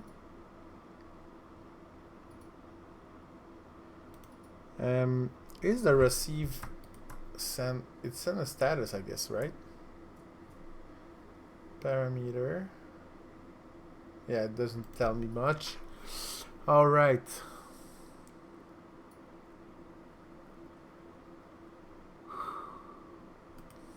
What? Okay.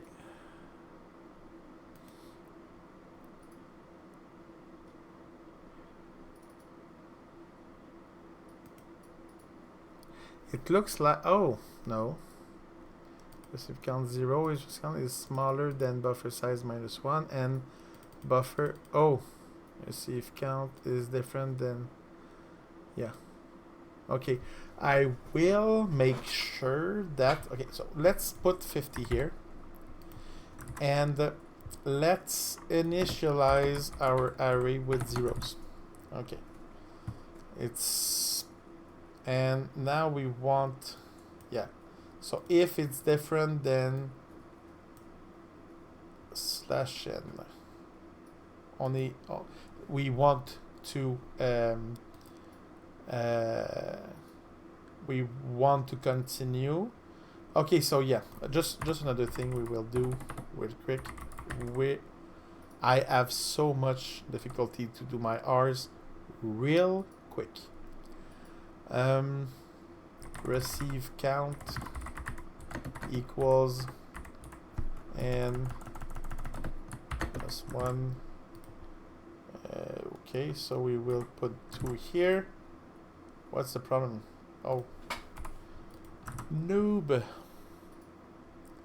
Okay, that seems good. And now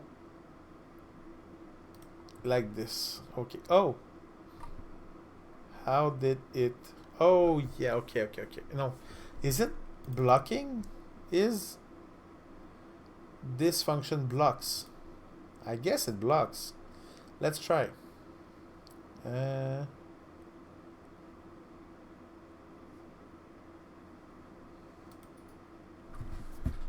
I would have assumed it was blocking.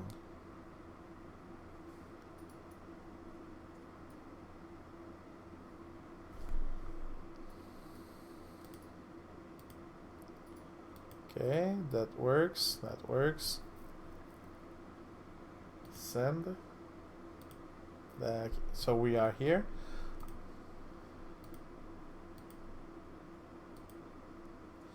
Now we are here.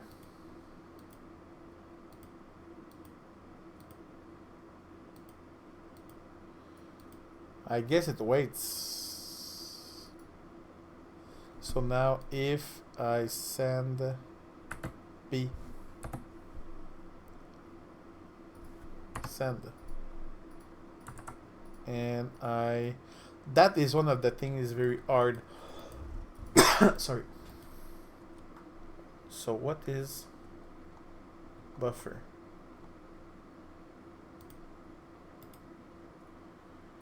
Can I look at its value?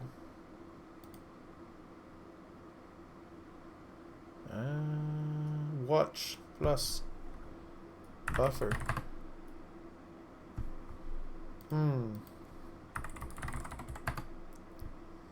Local. It's weird. The interface seems like not very.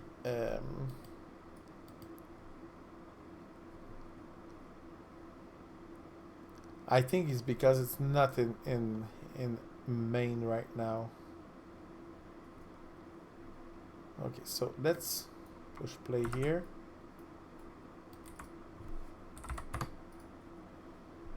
Okay.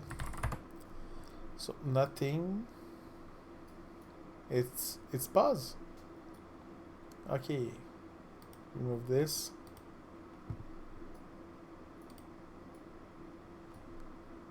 Oh, I think it's hanging here. Let's start this. Stop this. It has a hard time. Alright. Let's remove this here. I want to try again with, but I will put my, oh, this could be maybe a problem. Let's remove the sleep like that. Okay. Recompile.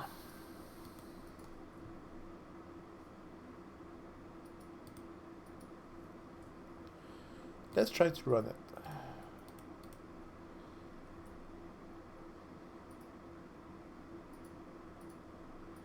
Okay, so there's a bunch of /0, and if I do with, I will. Is there a way to pause? Like, okay, so clear. Disconnect. Okay. Is there with somewhere? I don't think so. Okay. So what is going on? I will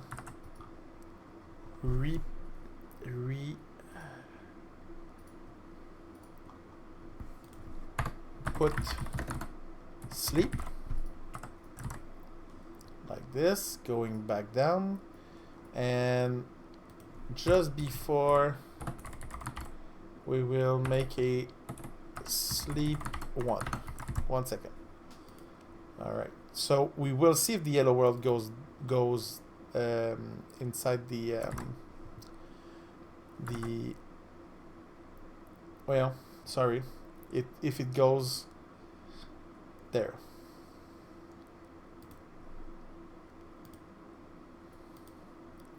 Clean. Build. Run. Clear received. Hello world. And now we have a bunch of Sagittarius coming in. Why? Why this? So it seems to be... Is this like 50? Yeah, it's almost 50. Okay. Okay. So what gives? Like, is it because it receives 0? Okay, so what we will do here is if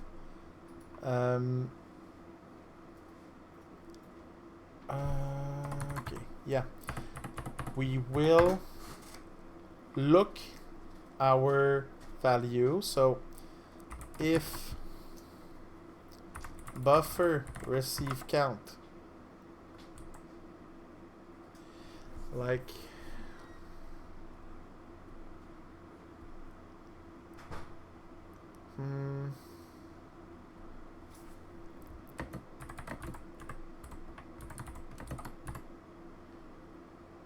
okay, so if it is different than /0, then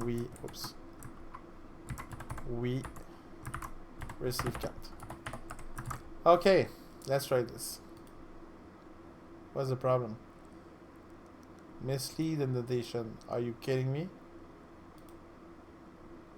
Oh. What? I think I didn't put this here. Is this... What? That is weird. Never happens, or... Okay. Let's try this. Let's go back here. Let's stop everything. Go back here. No, it's not that. I'm pretty sure there were that...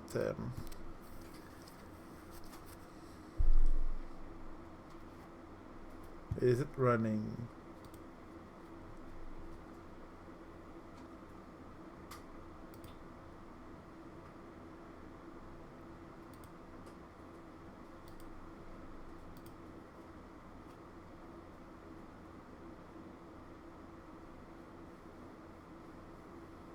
Okay. So nothing is happening.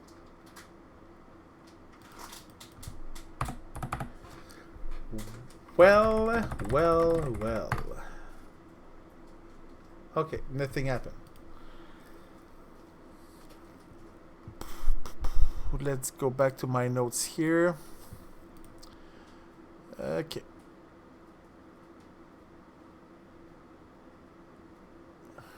Okay.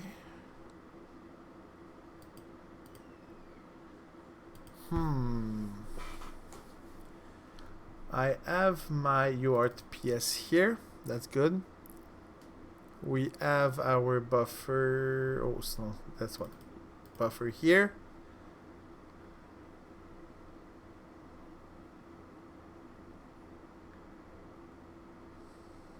Yeah, because it needs a pointer there. And so I will just take a sip of water.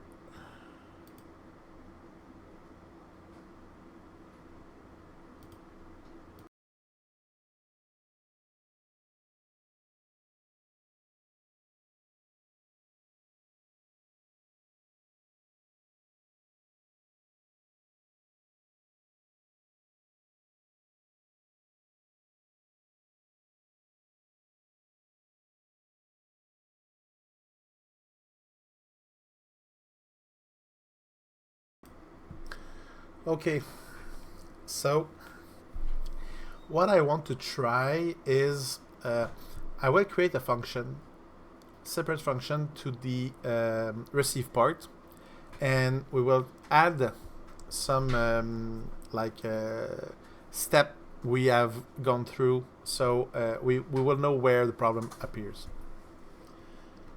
So here we will create a function called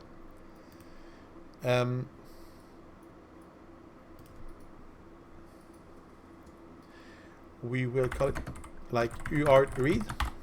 We will get the X UART PS pointer. We will receive a pointer of char, and we will receive the maximum length of our message. Okay. So let's just do this here, and we will write start reading messages. Perfect. And now we don't need this, and we can now copy our while loop here like such.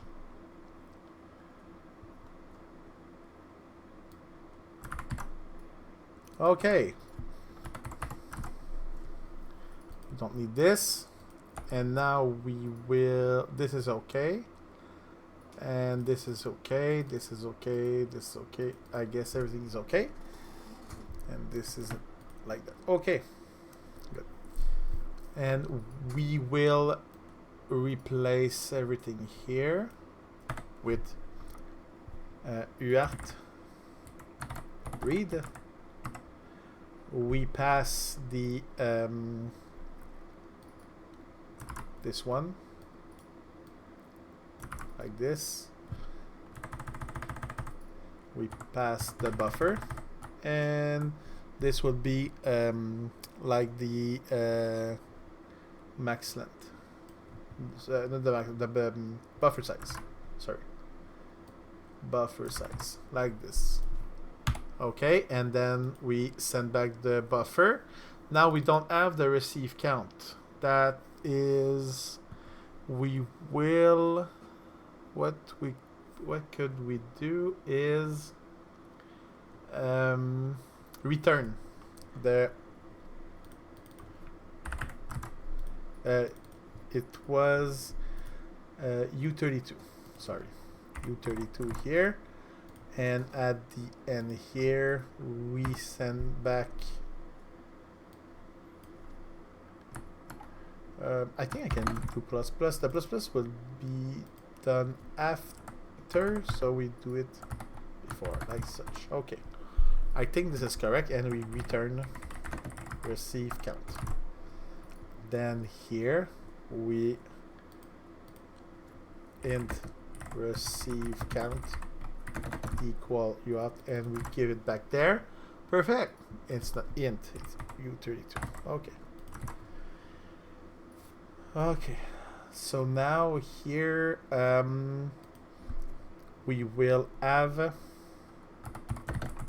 else statement. I want to know why it's returning all the zeros at some point.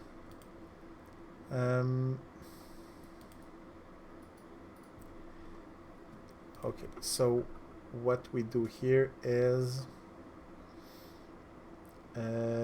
char msg2 equal and this is a null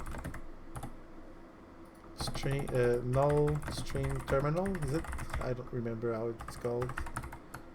And then we can copy this like such. With the 2 here, with the 2 here. We are so happy. So happy.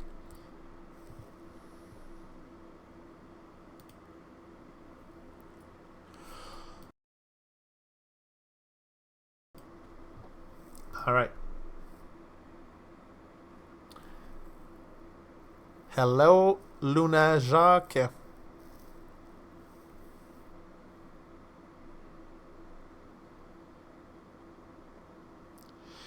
Okay, where were we? Now, this is good. I will remove this. And, okay, so we will have a 1 second sleep. Then we will receive data. And then we will send it back.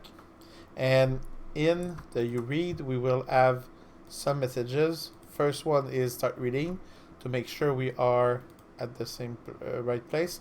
Oh, here, max length should be here. I guess it's, oh yeah, perfect.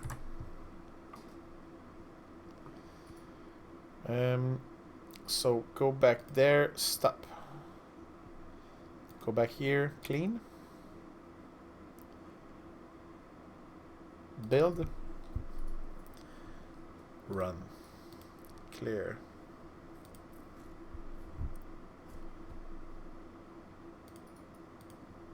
Hello.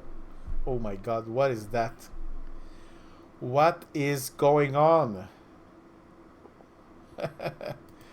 Ah, okay, so it received like...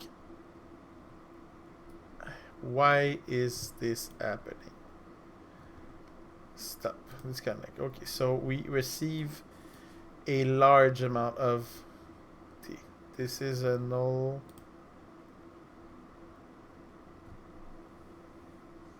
T. Wait a second.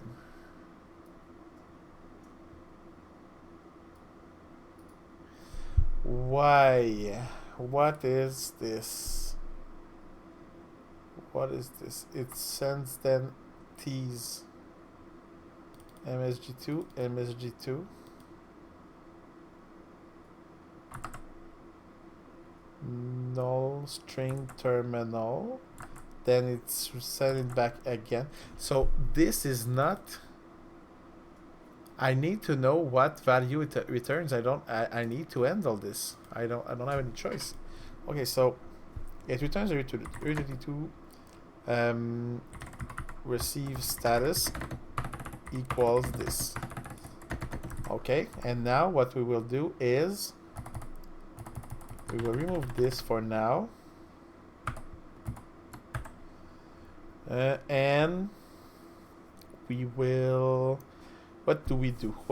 So, okay, we will use back the xlprintf now because I want to know...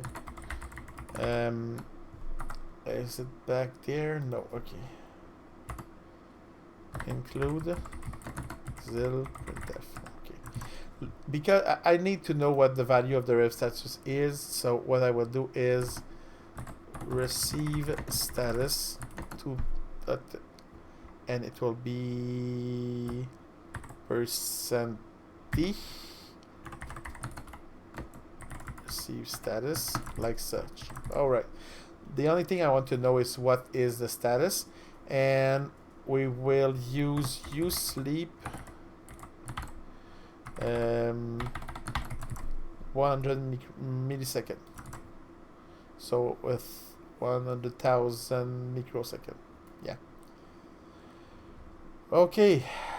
Is it stopped? Yeah. Connect. No, it's not stopped. Why is it running? What happens if I do this? Oh, I didn't compile. Damn.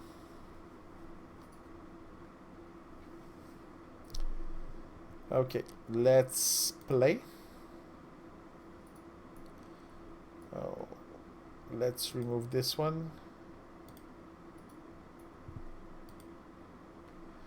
So still I have a bunch of, so because it didn't compile. Yeah. So stop this, go back, clean, and build, run.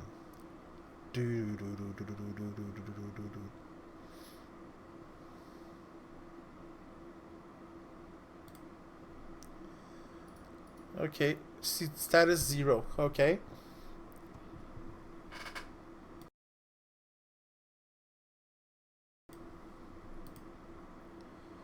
So we receive status 0.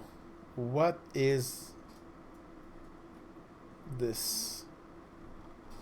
Okay, I need to know more about that. So let's take that function and search a little interwebs.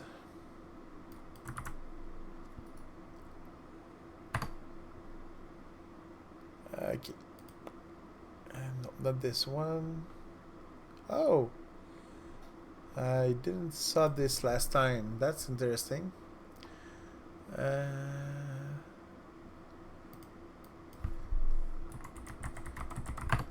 This one, perfect.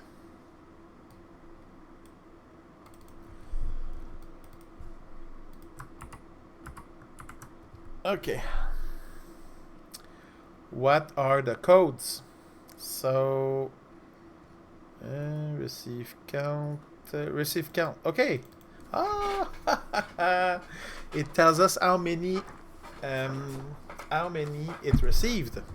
Great. That is great. Okay. So we will change a little bit our code then. My notes were bad. That is what it means. Okay, so we will have receive count total. Let's rewrite this. We will remove everything here. Okay. No message, no nothing. Perfect. Okay. So we will have while. No, we will have a U32 total received equals 0. And we will return total received.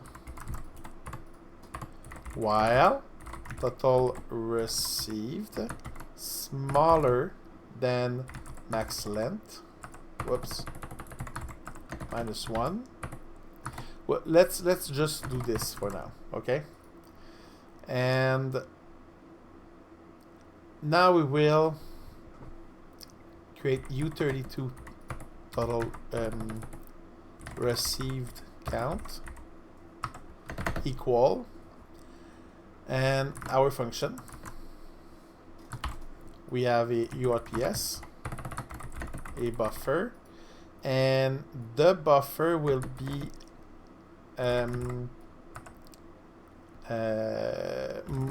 oh, that's right. I won't just yeah. Okay, so buffer, and don't forget that the buffer is U8 like this. Okay, so and we will just read 1. So receive count can only be either 0 or 1 in that context. So here, then so here we will create receive count equals 0 here too, and while no, I don't have to do this here. I just need this there, and if it's 0, so if receive count greater than 0, we total receive plus equal receive count. Okay, so now total receive will grow by 1 or 0, but at some point we'll get the max, and so we will put 2 here. What we want to make sure too is that if we receive a /n, we want to n. So where do I put this? Could I put this here instead? So if buffer total receive equals /n break. Is that it? Yeah. And so what we can do is buffer. Oh no, because this one has, so -1. And if so, total receive, that is the new total, is the last one is /0. Like this. Yeah, break. Okay. And then return total receive. I think this is the way, I think. All right.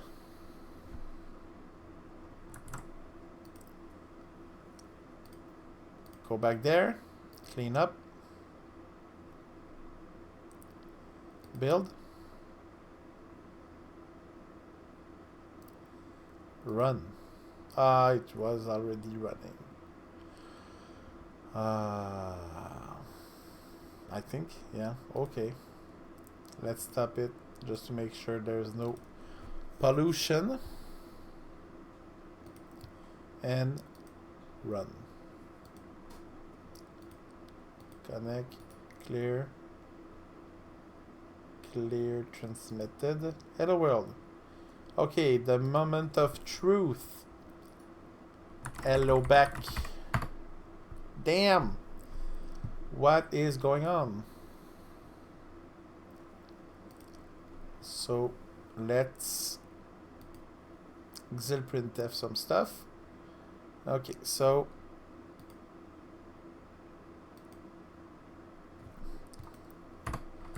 Xil-printf received something.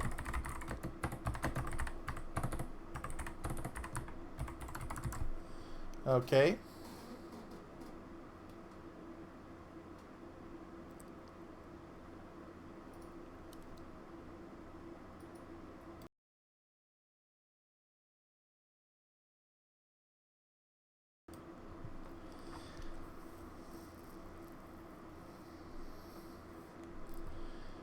Okay.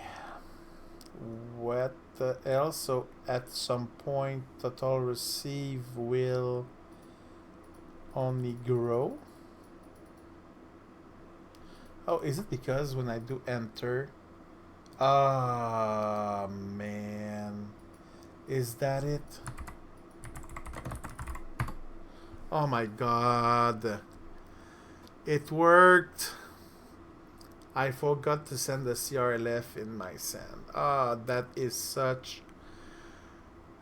I probably have already make it work earlier, but I think this is better because I take advantage of the fact that that function returns how many characters it receives already. So I can more easily handle this. Did it work? It doesn't seem to have received a 0 because total receive here as the value. I need to return +1 here. And then it's okay. Alright.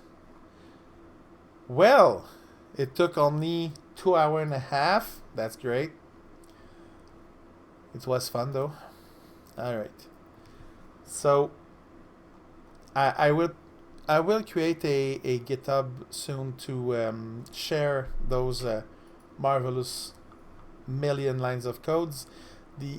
I will probably try first to make it properly, and the way we get project in Vivado and Vitis is very cumbersome, and I'm thinking maybe next week the stream will be about how to set up that, but it's very hard to make it work. Okay, so there's like half an hour to the stream. What I would like to do is introduce you to designing components for we call them entity or IPs. So it's like electric circuits, and sorry.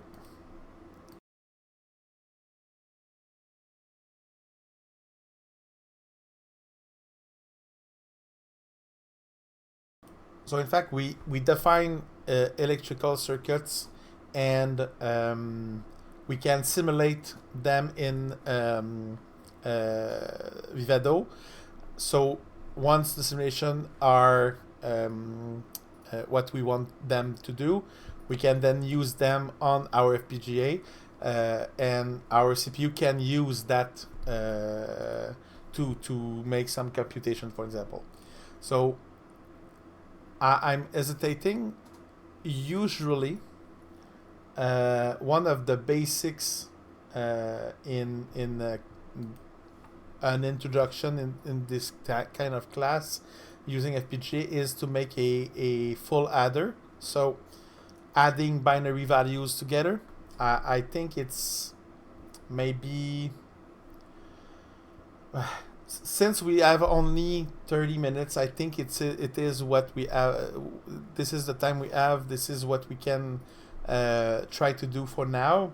And next week, what we can do if Git is going well, I would like to show like a way to create a multiply and accumulate from scratch, and that and really go step by step, like doing things that should be done differently because it's not optimal, but it will be very how can I say, it will be very something that will teach us how to use those things. All right, so let's do the full adder, and for that I will share my my beautiful writing skills. Okay, so yes, the stream, what we want to do is a CPU, but now let's start with the basics, the full adder. Okay, so there's a lot of stuff on the interwebs that explain what is a full adder. Oh yeah, sorry, I need to bring back my microphone like such. Okay, sorry about that. So we will have a lot of steps here. First, how to count in binary. 2, how to add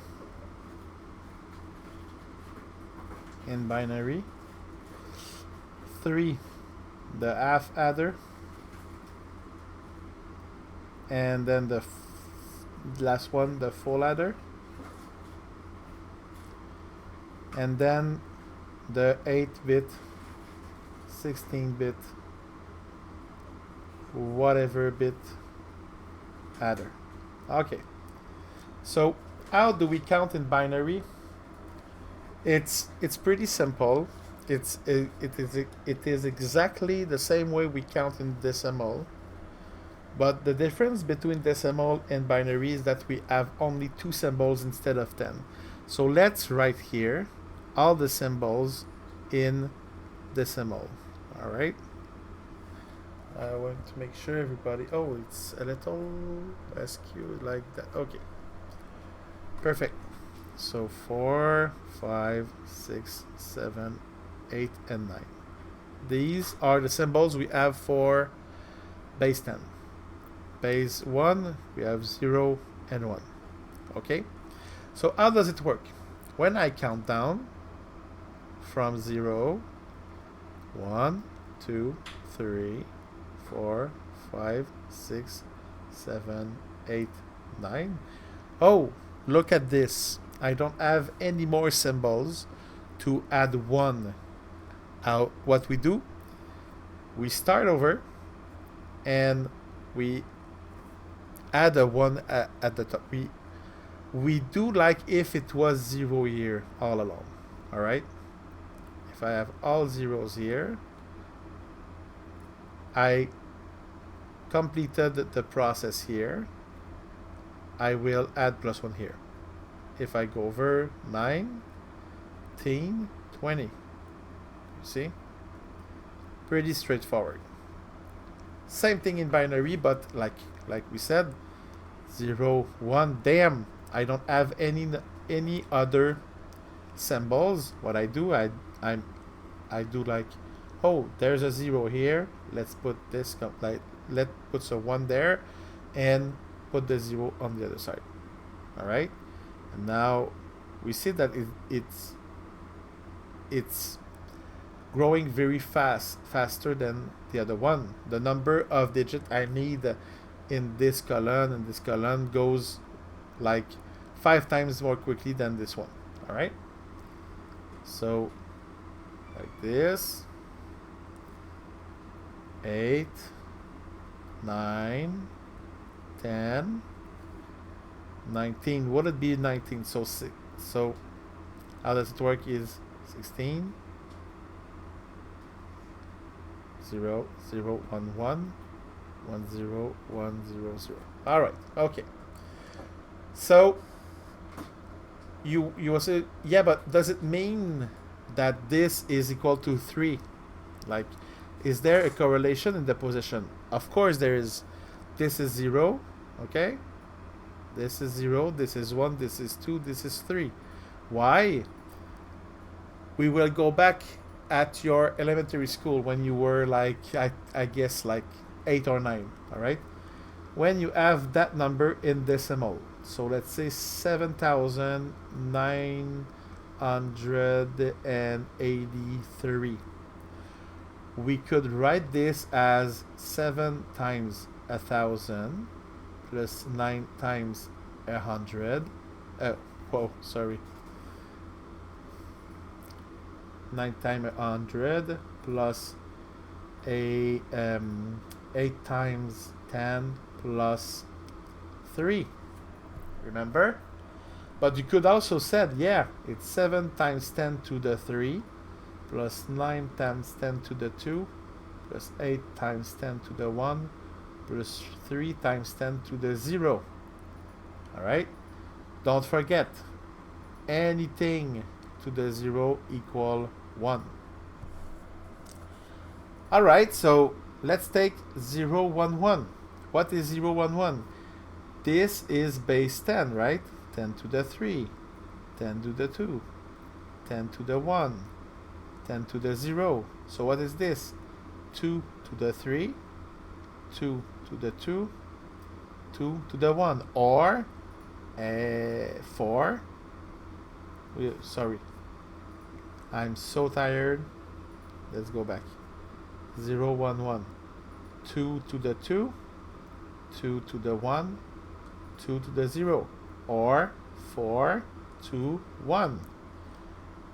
0 times 4 plus 2 times 2 plus 1 equals, that goes, well, I'm so funny now. 2 times 1 here. We will write it efficiently.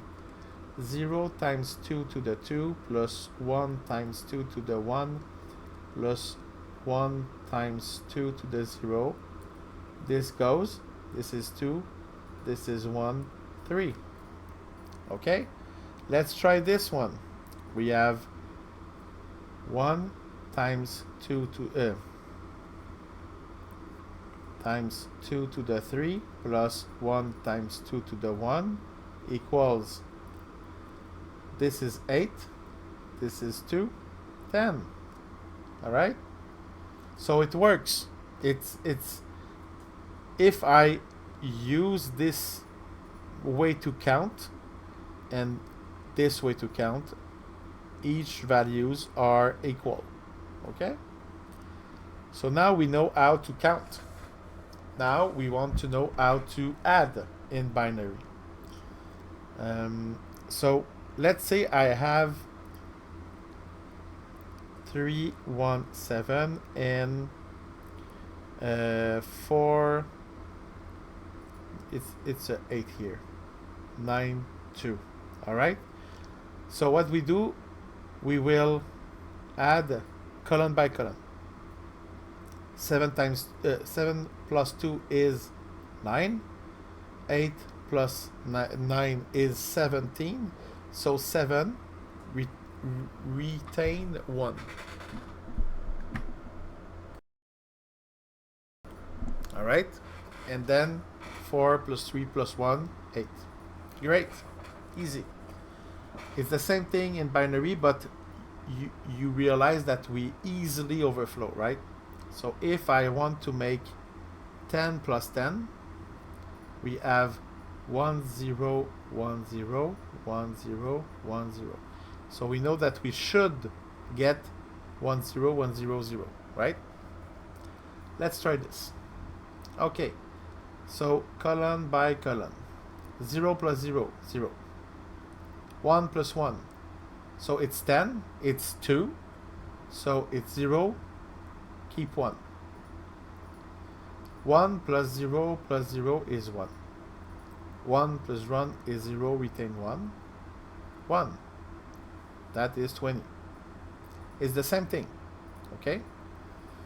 So we have, what we have is, we have the, for each column, we have like the x0, x1 here for each column.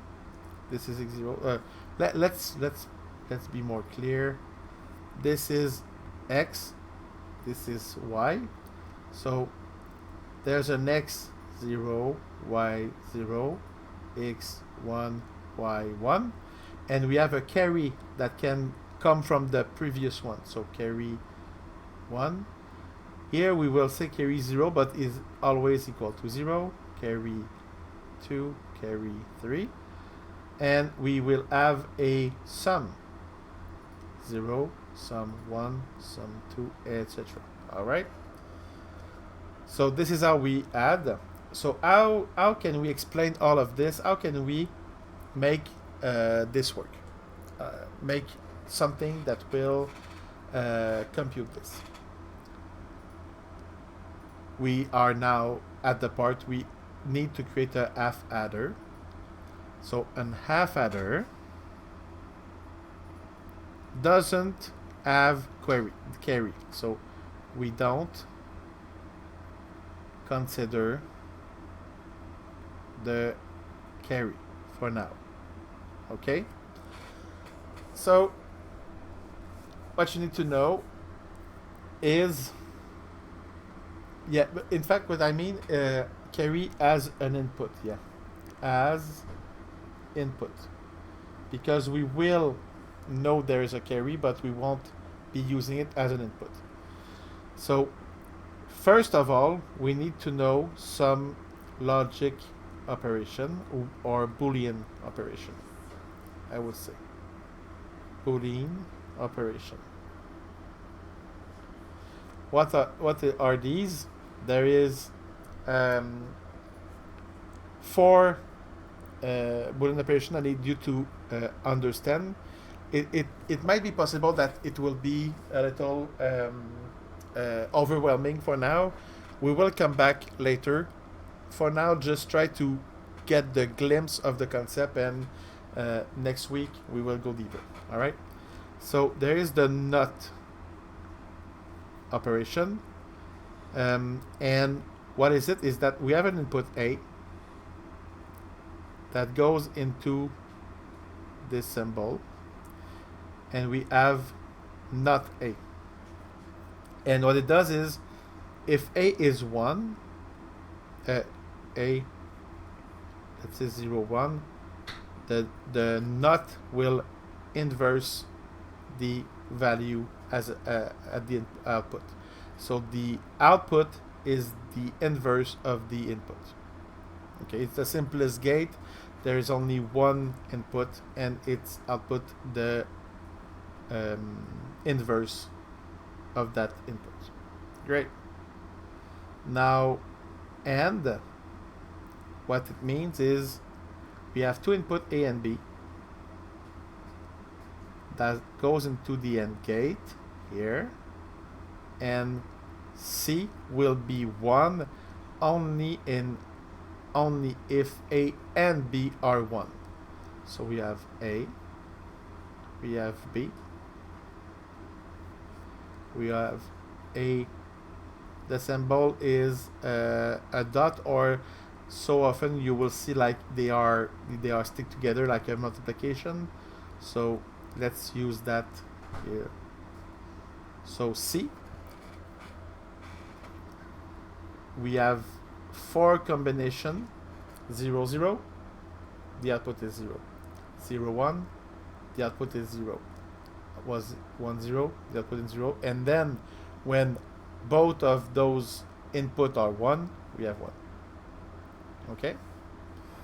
The OR is a little similar, but the way I like to explain it is that OR is false only if both A and B are false. So we have our A and B. It goes into a like a little circular input.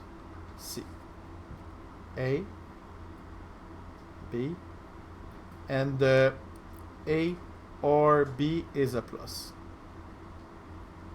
Equals C. 0 0 1 1 0 1 0 1. So it's false at 0 0, but true for all others. And the last one we need for to understand how we will do the half adder is the XOR. So the XOR, it's a exclusive OR. It means that it's either one or the other that is true to be true. Okay, so for instance, one of the examples I like to use for the XOR is that if I ask you, are you going to New York or LA tomorrow? You cannot be at both places in the same time. So you cannot be true in the same time, you know. So the XOR, you have A and B. It looks like an OR, but there is a double shitty stuff here. I don't know how to explain this. And what it looks like is if I have A and B, the XOR is a plus with a circle, and like I said, we have true only when there is one. What did I do there? What here? So this one there's only 1 1, this one there's only 1 1, and this one is 0 because both are true, and it's impossible to be in LA and New York at the same time. Alright, so those gates will be used to make those circuits we need to do for the adder, half adder, and the full adder. Okay, so if I look at all the possibilities, we have A and B. We will have a box here that will be an adder, and it will give us a S and a C. So a sum and a carry. All right. So how do we do that? Let's figure out what is the table of both S and C. So A and B. Okay, so A, what we want to do is A plus B. Okay. So what is S? If I do 0 plus 0, the sum will be 0. If I do 0 1, the sum will be 1. All right. 1 0, the sum will be 1. And now if I want 1 1, do you remember if I do this, I will have 0 carry 1. So it will be a 0 for the S, right? So this looks a lot like a XOR. Okay? So the output of this signal, so if we like zoom in into this, we will have A, B, we will have a XOR gate like such, and this will go to S. This is A, this is B. Perfect. Now the carry, A, B, C. So 0 0 1 1 0 1 0 1. Okay, if I do 0 plus 0, you see that I have 0 carry 0, 0.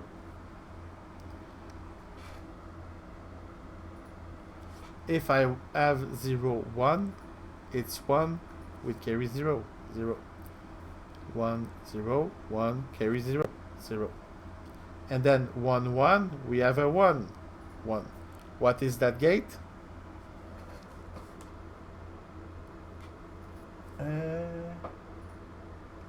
Oh, there's Lotta. Hi, Lotta. Morning. So 0, 0, 0, 0, 0, 1, 0, 1, 1, 1. So it's the AND gate for these carry, right? So this is an AND gate, and this is the XOR gate. So here I have an AND gate that goes to the carry. All right, and I have A goes here, B goes here. So this is the inside of this box here. Great. So for now we will do a half adder, and next week we will try to make the full adder. Let me retake this place here. Yes, exactly. I'm doing if you weren't there earlier, I was working on the I'm using a FPGA to the goal is to make a little CPU, maybe a 16-bit custom CPU, or maybe a RISC-V integer only core. So the FPGA is this beauty here. Sorry for the mess.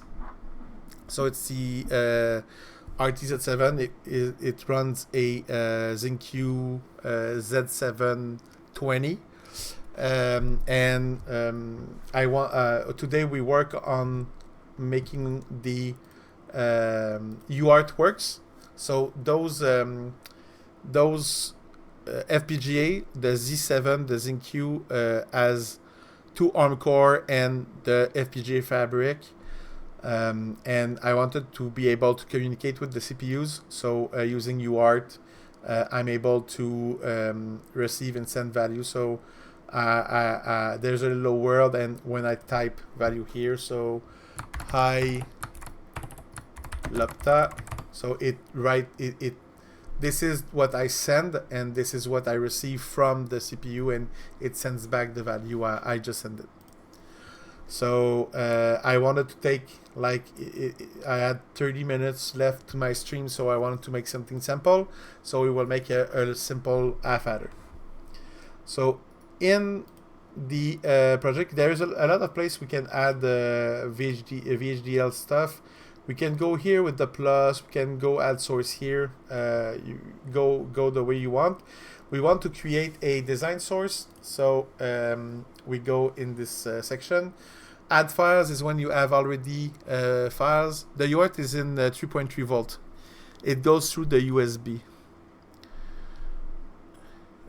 Beats wire wrapping perf. Yeah, yes, of course. But it can be fun to use embedded with wire. I like that. So okay, create our half adder. So let's create half adder. I'm sorry, just a second. I'll be back in. Yeah. Sorry, I'm very not an expert in streaming, so it's my second stream. So sorry about that. I forget to change my camera. Okay, so I'm creating my half adder. So it was in that section here when I click the add source or the little plus in the source here. So I create a file, call it half adder. And when I click finish, it will ask me what are the inputs and the output. So it's easy. I have, let's say, A, B, A, B. We will have S as a out, and we will have C as carry as a out too. No, there is a lot of core running RISC-V implementation that runs on FPGA. They are slow. They are very slow. I found some. Let me look. Softcore. I think the most of them I found was in Verilog. I don't really know much about Verilog, but I found one that could run in my FPGA here. So this is one here. You can activate or deactivate extension. So Neo RV32.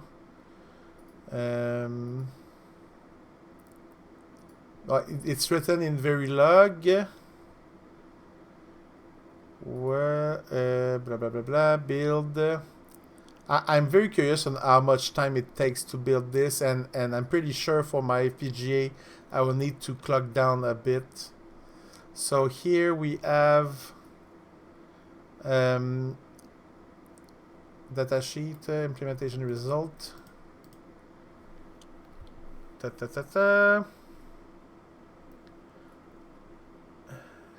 So I'm not sure what LE stands for. Is I know CLBs. Are they running it in like vehicle style, PGA show exemplary, PGA penetration result on the reverse person module? Well, I'm not sure what LE stands for. FF is flip flop. What is the unit here? It's pretty sure it's more than 607. Well, performance, hardware, min, no cache, version. What? Megahertz. Well, you can look it up. There's another one I found. I don't remember where it is. Wait a second. I will check. Look at my notes. Maybe I have some in my my right here. Sorry, or here this.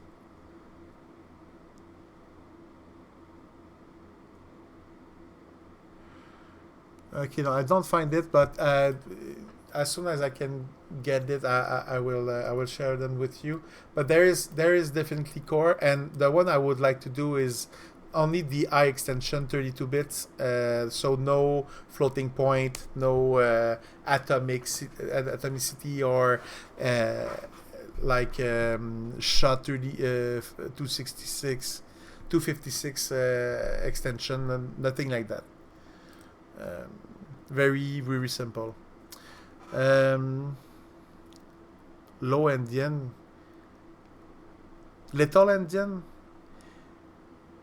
Yeah, but how can the number the number we saw, what, like 1223 LEs? Like I don't get it. I know CLBs, so CLBs are like when you use I'm pretty sure Intel has the same things. So CLBs, it's configurable logic block. Oh my god, this is the worst site.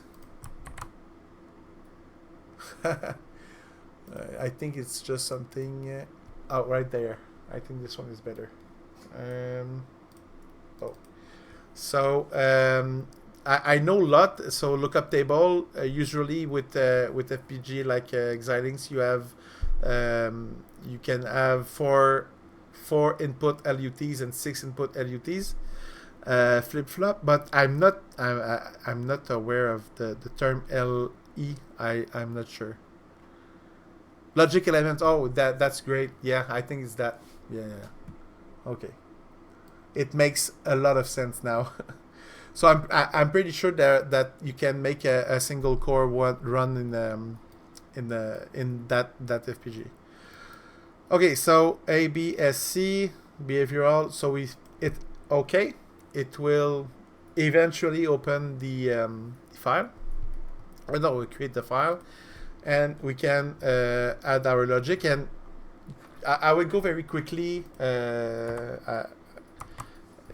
but these are default libraries that comes with like by default. It's like the we can compare this as the standard library in C++, for instance, or like every implementation of the C language, programming language, like stdio.h, it's standardized, so it's the same here. It gives us a lot of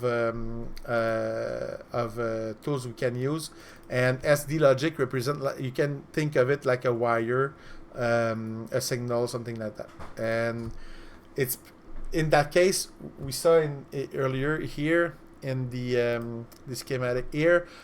A and B, for the S we need a XOR, and for the C we need an AND. So it's pretty straightforward.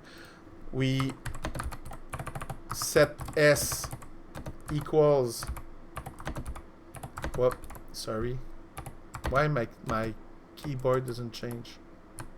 Yes, and equals is like the double arrow, A XOR B. So XOR is a keyword in VHDL, and the C will receive A and B. All right. So there is nothing more for now to understand, except that in software development, when you write 2 lines of code, you are wired to believe they will be run one after the other. Now you have to change your mindset. This is executed at the same time. You have to understand that I have created something that is like this here. Okay, so this part here, okay, so if A and B has value, it's almost instantaneous. Not really. There's a delay, but the delay is very minimal. S will change and C will change basically at the same time. Hey, yes, exactly. It's a circuit we are doing. Does the Xilinx board have SRAM? Yes, I think the Arty I have is 512 megabytes. This one here. If you have more money, you can buy this one, the Z7. This one is not mine. It's at my university. It's 1 gig of RAM. It's DDR3. What kind of niche coding job are out there?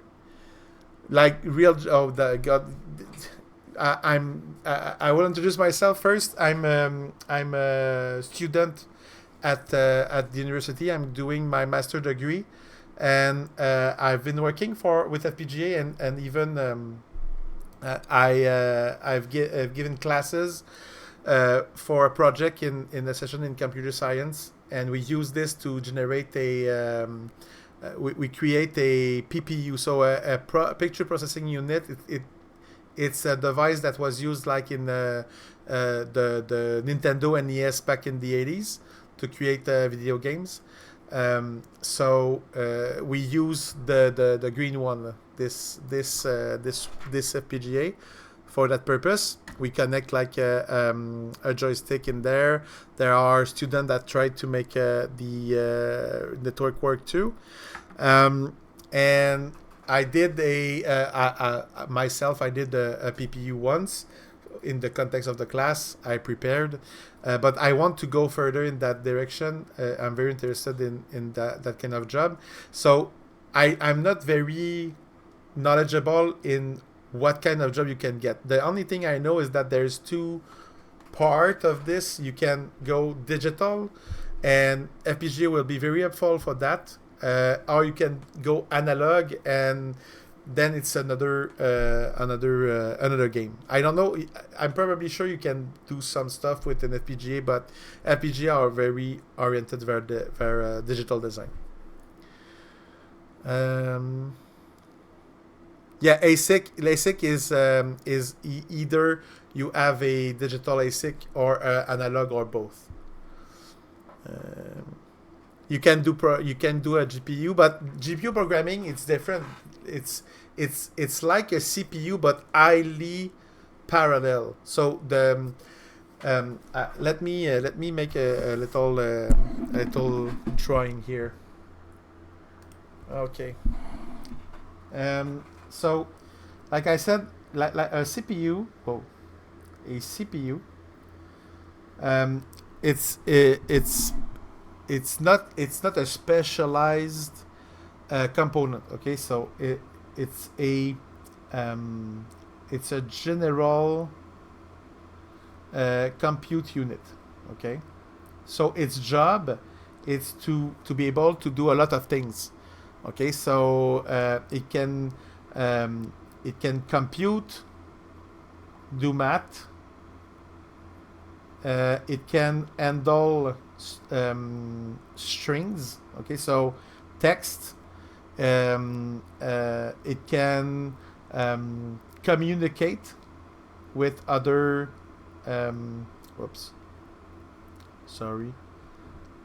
Communicate with other devices, so peripherals, stuff like that. Okay, so usually what you will see is that there is a lot of instruction it can do, different type of instruction.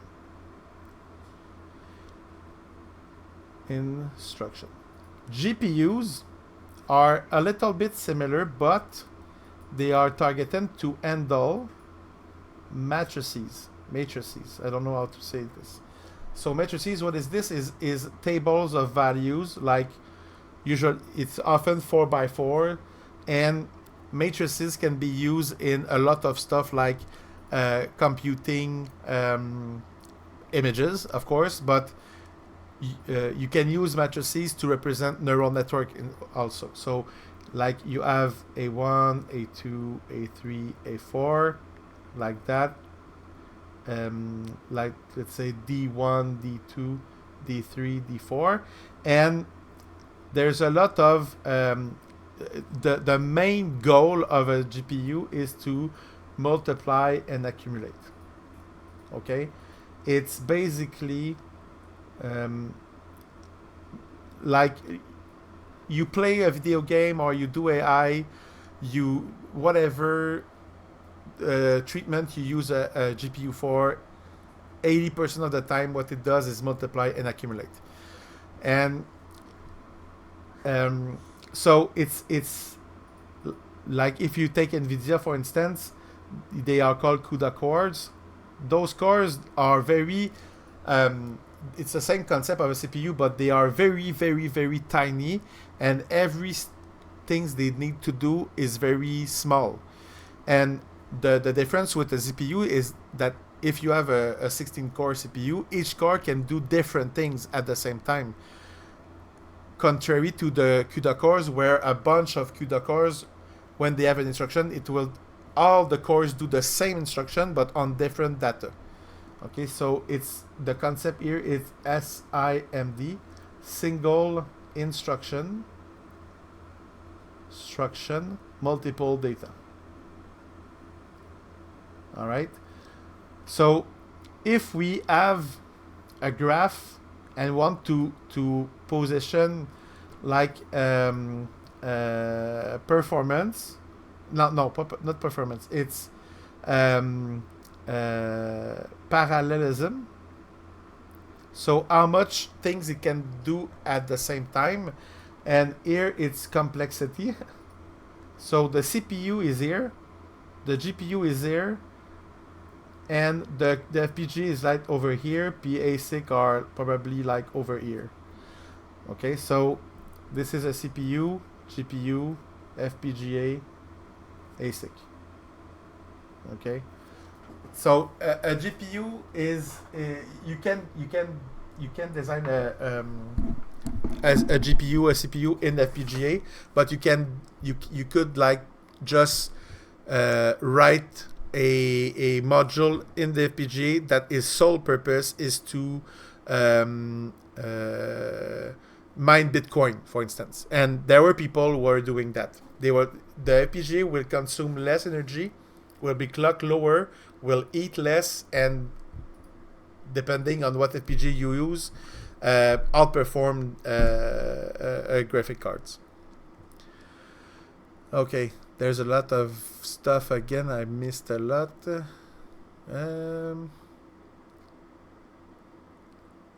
Sorry, I'm trying to catching up with chat. Trying to trade corporate politics. House manager never get time to code. Yeah, in fact, yeah, that is true. When I work almost a decade in just programming. I did industrial with C# for 2 years, and web. I did a part PHP, a little bit of JavaScript, but I wasn't that good. And then I went DevOps. I got a little bored. I wasn't really challenged that much, so I made the mistake to go in my university in my city and visit the engineering faculty, and I was hooked. I want to go down like embedded system and stuff like that. So yeah, I didn't do much programming at the end. You mean code? Yeah, consultant does more code. Yeah.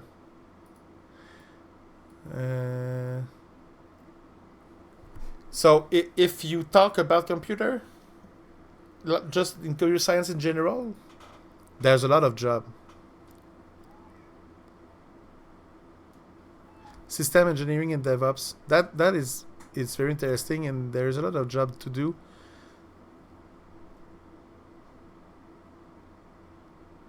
So the GPU is you can think of it. It's not accurate at 100%.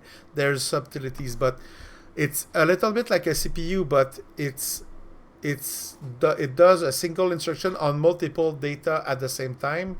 Where the CPU, when you have like 16 cores, each core doesn't do the same thing at the same time. Each core does different things, and the FPGA you can tell it like, oh look, this pin, this connection, I want it to be connected to that gate, like if you were designing an electrical circuit. So here what I do is I'm doing a half adder. So what I do is I say the sum of A and B is equal to A XOR B, and the carry is equal to A and B. And this will be done instantly.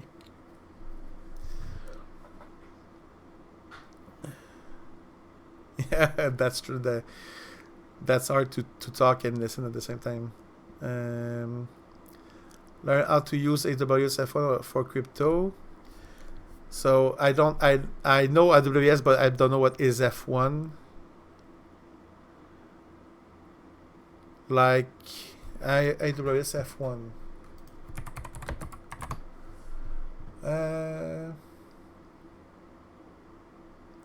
AC2 F1. Okay, it's like a free oh, FPGA enable faster video development and deployment in the cloud. What? Use FPGA to enable delivery of custom order. What? I saw on Reddit that someone tried to start this, and people commented that it's dangerous because one thing that you can do with an FPGA is kill it. It's like Linux. You can rm-rf/ if you want in Linux, and it will bat an eye on it. You can program your FPGA and tell it to switch on and off all of the gates, and it will draw too much power. So I guess that Amazon probably have some kind of tools to make it not happen. Starting with a scraper, crypto. I want nothing to do with that. Yeah. Well, there is use case for crypto, but I don't think I saw people using that in games, and I'm not sure it's the right thing. $60 a month. I know, it's very interesting. Seriously, sorry, I just realized I didn't share this. Is there prices on the creating numbers? I just want to know like the price of this credit overview. No, is EC2 is not F1. Go back. Get start with F1 instance. Scalable computing, expect compute time up to 100. So, if you're interested in computing and stuff like that, in one of the things I would like to dive a little more is company like Matter that does photonic, and that chip seems crazy to me. It's outperform a Nvidia upper. I don't remember which one for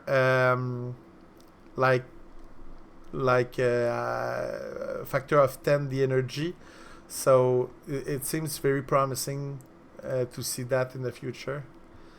But I'm very intrigued by here. So F1 will be priced at one FPGA 2. Oh god, this is very interesting indeed.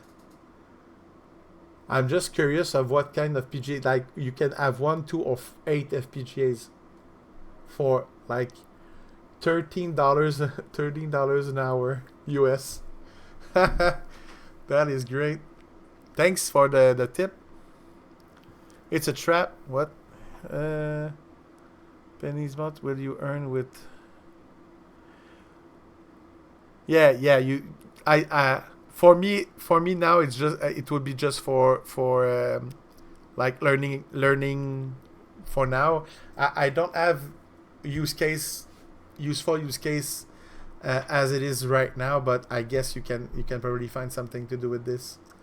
But yeah, it's like I was supposed to have an internship in 2021 or no 2020, yeah, the summer of 2020, but because of COVID I couldn't go.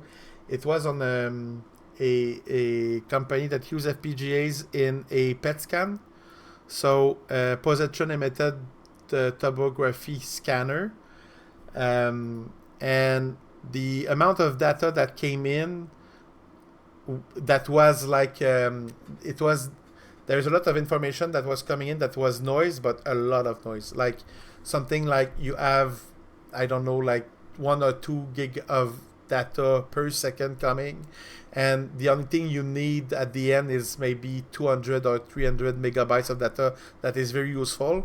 So the FPGA are used to like cut all of those bad data, and I couldn't get since of COVID we couldn't go on site, like there were limits, and since mechanical engineering was obligated to be there, computer science was like work from home, and since I couldn't work on the FPGA, I worked on a project in Python. It was cool, but it was not the same. Okay, so I will finish this thing. For cloud FPUs, but yours isn't one of them. Which for crypto? Like you might learn. I'm crazy. Does it seem like it legit possible to find on server with? Does it seem like it legit possible to find an internal server with better latency on crypto exchange? I'm not sure I follow this. Sorry, I missed a lot of. Penny amount will you earn? Best I heard is from 5K 7-figure.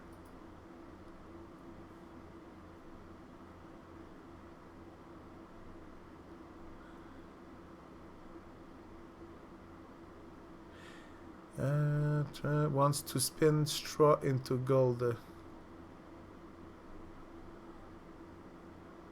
Okay. Okay, good. I'm not sure I understand, but yeah, the usually what I see in FPGA use case is like in a lot of data to be filtered, or but it's the same thing, but video. How can I say? Like processing, enhancement, applying filter, applying AI inference, stuff like that.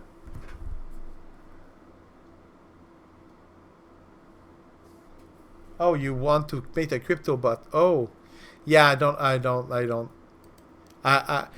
I'm not that good in crypto currency. The use case I see in crypto, it's in the technology of blockchain is more in defining contracts, um, like in the process of if you want to use notaries, or, for example, or like you are an engineering firm and you have a lot of people to like sign what they did, then it's something I see is promising, but I'm very not that knowledgeable in crypto. It's something that like people explain to me, and I like, dude, I'm lost. I'm very lost.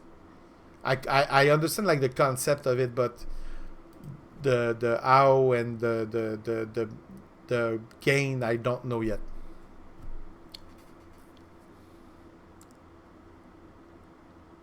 SRE. What is SRE?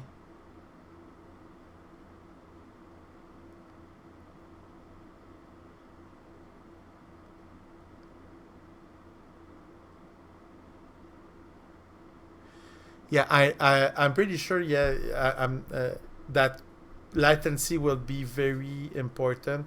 System reliability engineering. I say it was dying, or is it Trojan? Trojan Mango.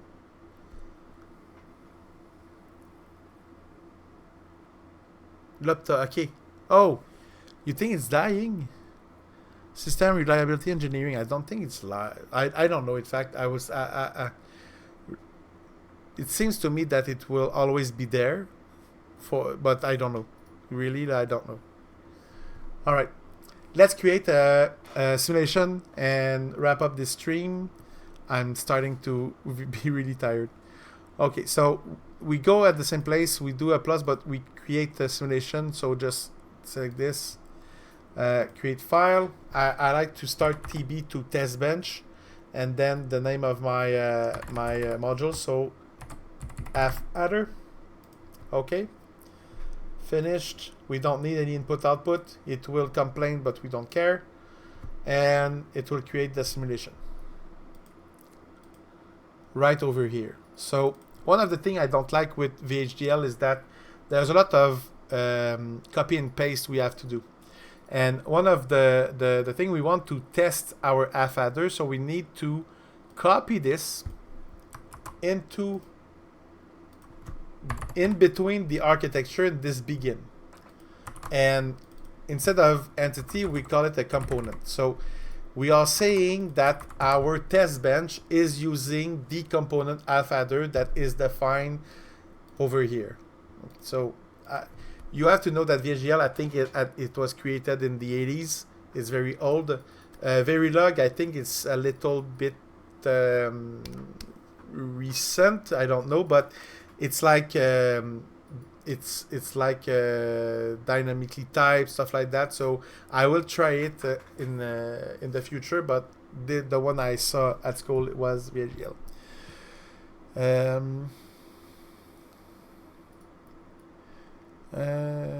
Okay. So what we want to do is we want to change the input and make sure the output is what is intended, and we want it to see we want to see it in the simulation graph. All right. So first of all, we will create a clock. The clock is not very it's not mandatory. It's just that it will be easier to follow when I want to change A or B and see the output. All right. And we will need signals to connect to activate the input and read the output. So first of all, we will create signal SA. That will be a STD logic. Signal SB, STD logic. And I think I don't need the CL. We will see if we need it, but I think it will be okay with that. I would like to try Verilog, but I didn't try it yet.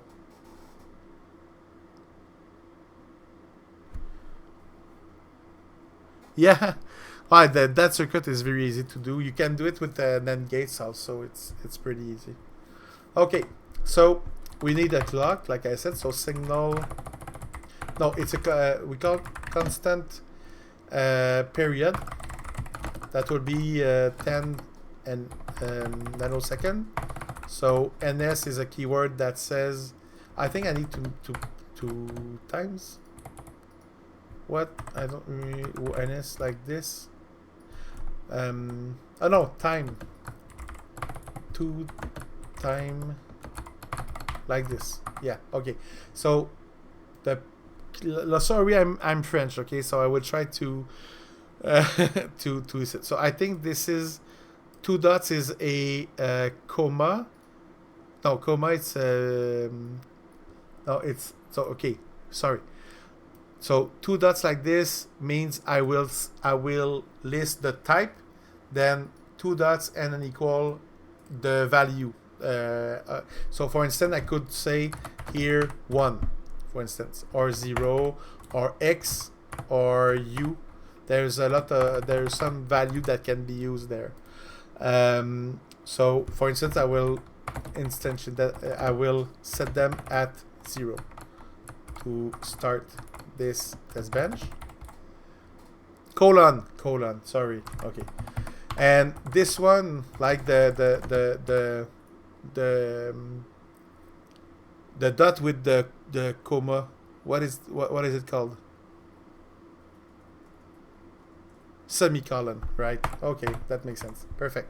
So colon, semicolon. I will get it. Great. So now I will create a signal. Clock, CLK, STD logic, that will start to 0. And I will create a process. And this process, what it will do is it will wait for period divided by 2. So just to explain, I want the period to be like 10 nanoseconds, but it means that it needs to be at the value 0 for 5 and at 1 for 5. So I divide by 2 the period, so half of the period is at 0, half of the period is at 8. So it's a cycle duty of 50%. And then I want to flip the clock. So clock will get not clock. I think this works. Yes. Okay. So remember earlier that I said here S and C will change virtually instantly. They will be run at the same time because it's 2 gates that are physical in the FPGA, and the inputs are routed into those gates. All right. So here, this process will run in parallel with this other process I will do down here. Process, begin, and process. And this one, what we will do is simple.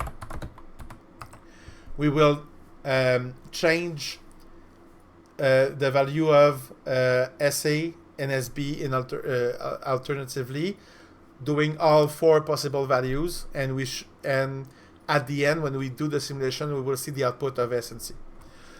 So wait for period, and then we change SA receive 1. Wait for period, SA receive 0, SB receive 1. Wait for period. So at that point, when we start, everything is at 0. Then after 1 period, SA is at 1.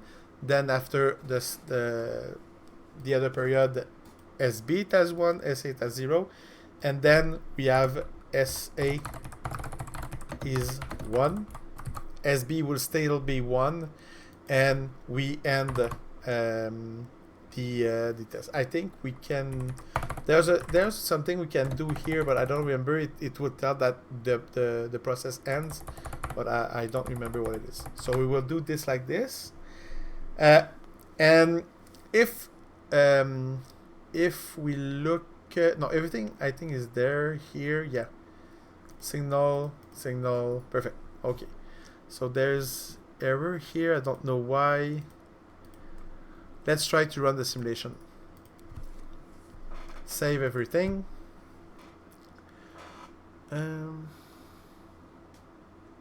No, I don't think the simulation in Vivado free tier can do propagation delay. For what I understand, tools like that cost a lot of money. But I'm not. I didn't do a thorough research. You're just making an edge to clog the input, so just stepping to the possible. Yes. Yeah, it will. This will like very. It will generate the values into the. Okay, so what is going on? Why is there DDR here? Oh, sorry. I have to say that my alpha adder is the top module. It was trying to make the wrapper. So if we go back to block design here, so this is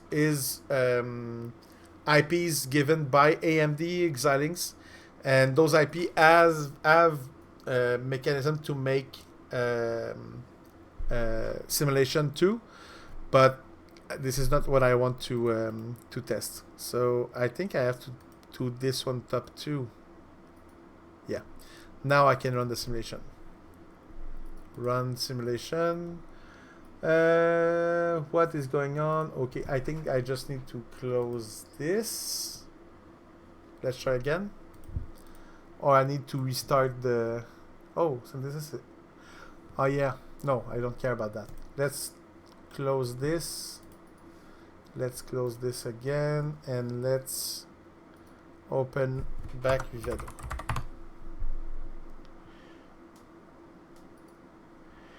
Yes, I think the synthesizer will make its own truth table, because in fact this is what it does. It's create lookup tables.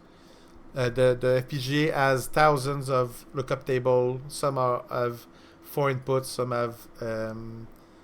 Some have like 6, and it will generate the. Okay, so let's try again. Oh yeah, please. Good. Okay, so if I go here, I'm supposed to see. I'm supposed to see the IP source. No. Where did I?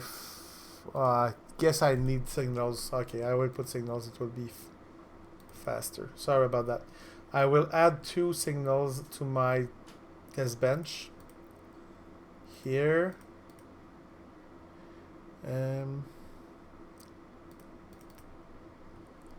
We will have signal SS, STD logic.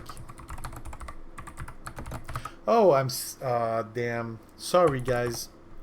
I'm so, like I said, I'm tired. Okay, I need to instantiate the component. So UUT alpha adder port map. I want, and then I need signals. Yes. So signal SS STD logic, but no instantiation. Signal SC STD logic, like this. Perfect. So now we have SA SB. Wow.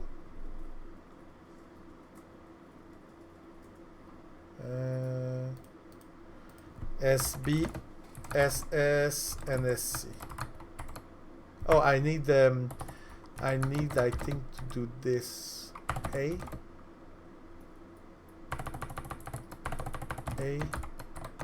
SA, B, SB, S. Sorry, SS, C, SC. Is that it? I think is that it?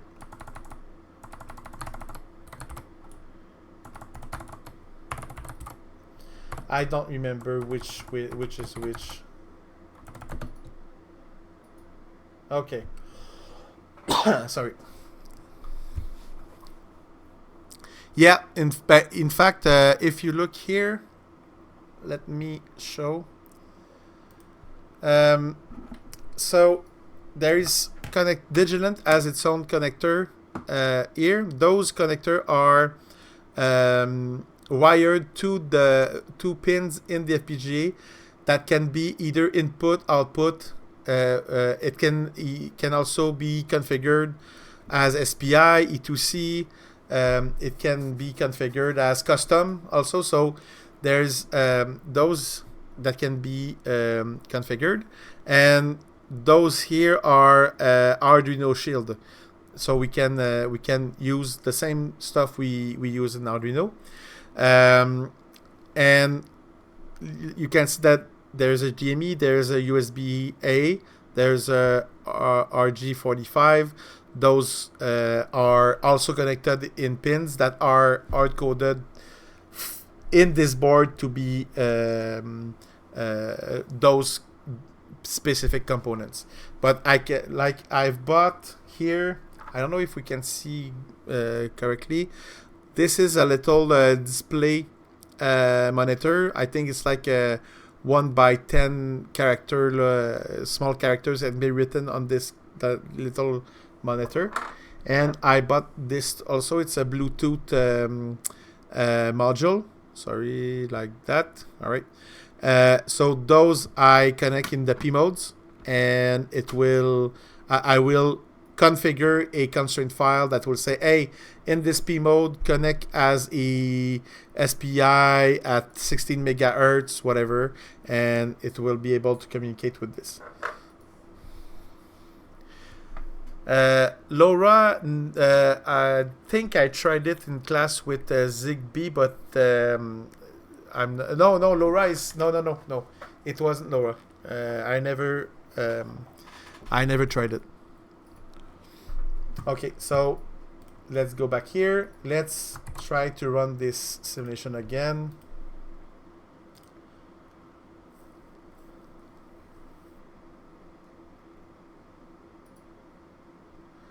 All right, so doesn't. Oh, okay, right. We will do this. So we see that if I zoom a little bit, I will remove a lot of stuff like this. Let's zoom a little. Okay. So we see that it repeats the pattern at infinity. So here's our clock here. We see that so if I go at the start, we see that SASB are 0. Then SS is 0, SC is 0. When SC is 1, SS is 1, and etc. What? Oh, sorry. Oh, damn. The screen. Okay. So I run the test, and when it first started, it was like very zoomed in. It was very difficult to see anything. So I click on this expand button here, go back at the start, and I can then zoom back like so we can see that when A and B are 0, SS is 0, S is 0. When one of those two are 1, SS is 1. When both of them is 1, SS is 0. So our half adder is working as we intended. So it lives. Yeah. Good. Hey. So it's almost midnight. It was very fun to talk to you guys. It will be the end of the stream. So I'm very new at this, so I don't know how to like throw you in raid and stuff. So I won't do that tonight. But very appreciated, guys. So to see you here. Hope you see you next week, same time, 8 p.m. EST. I think it's like 5 in PST PDT. Yes, like it should be around 5 in Pacific time. So wish you luck and see you next week, guys. Good night.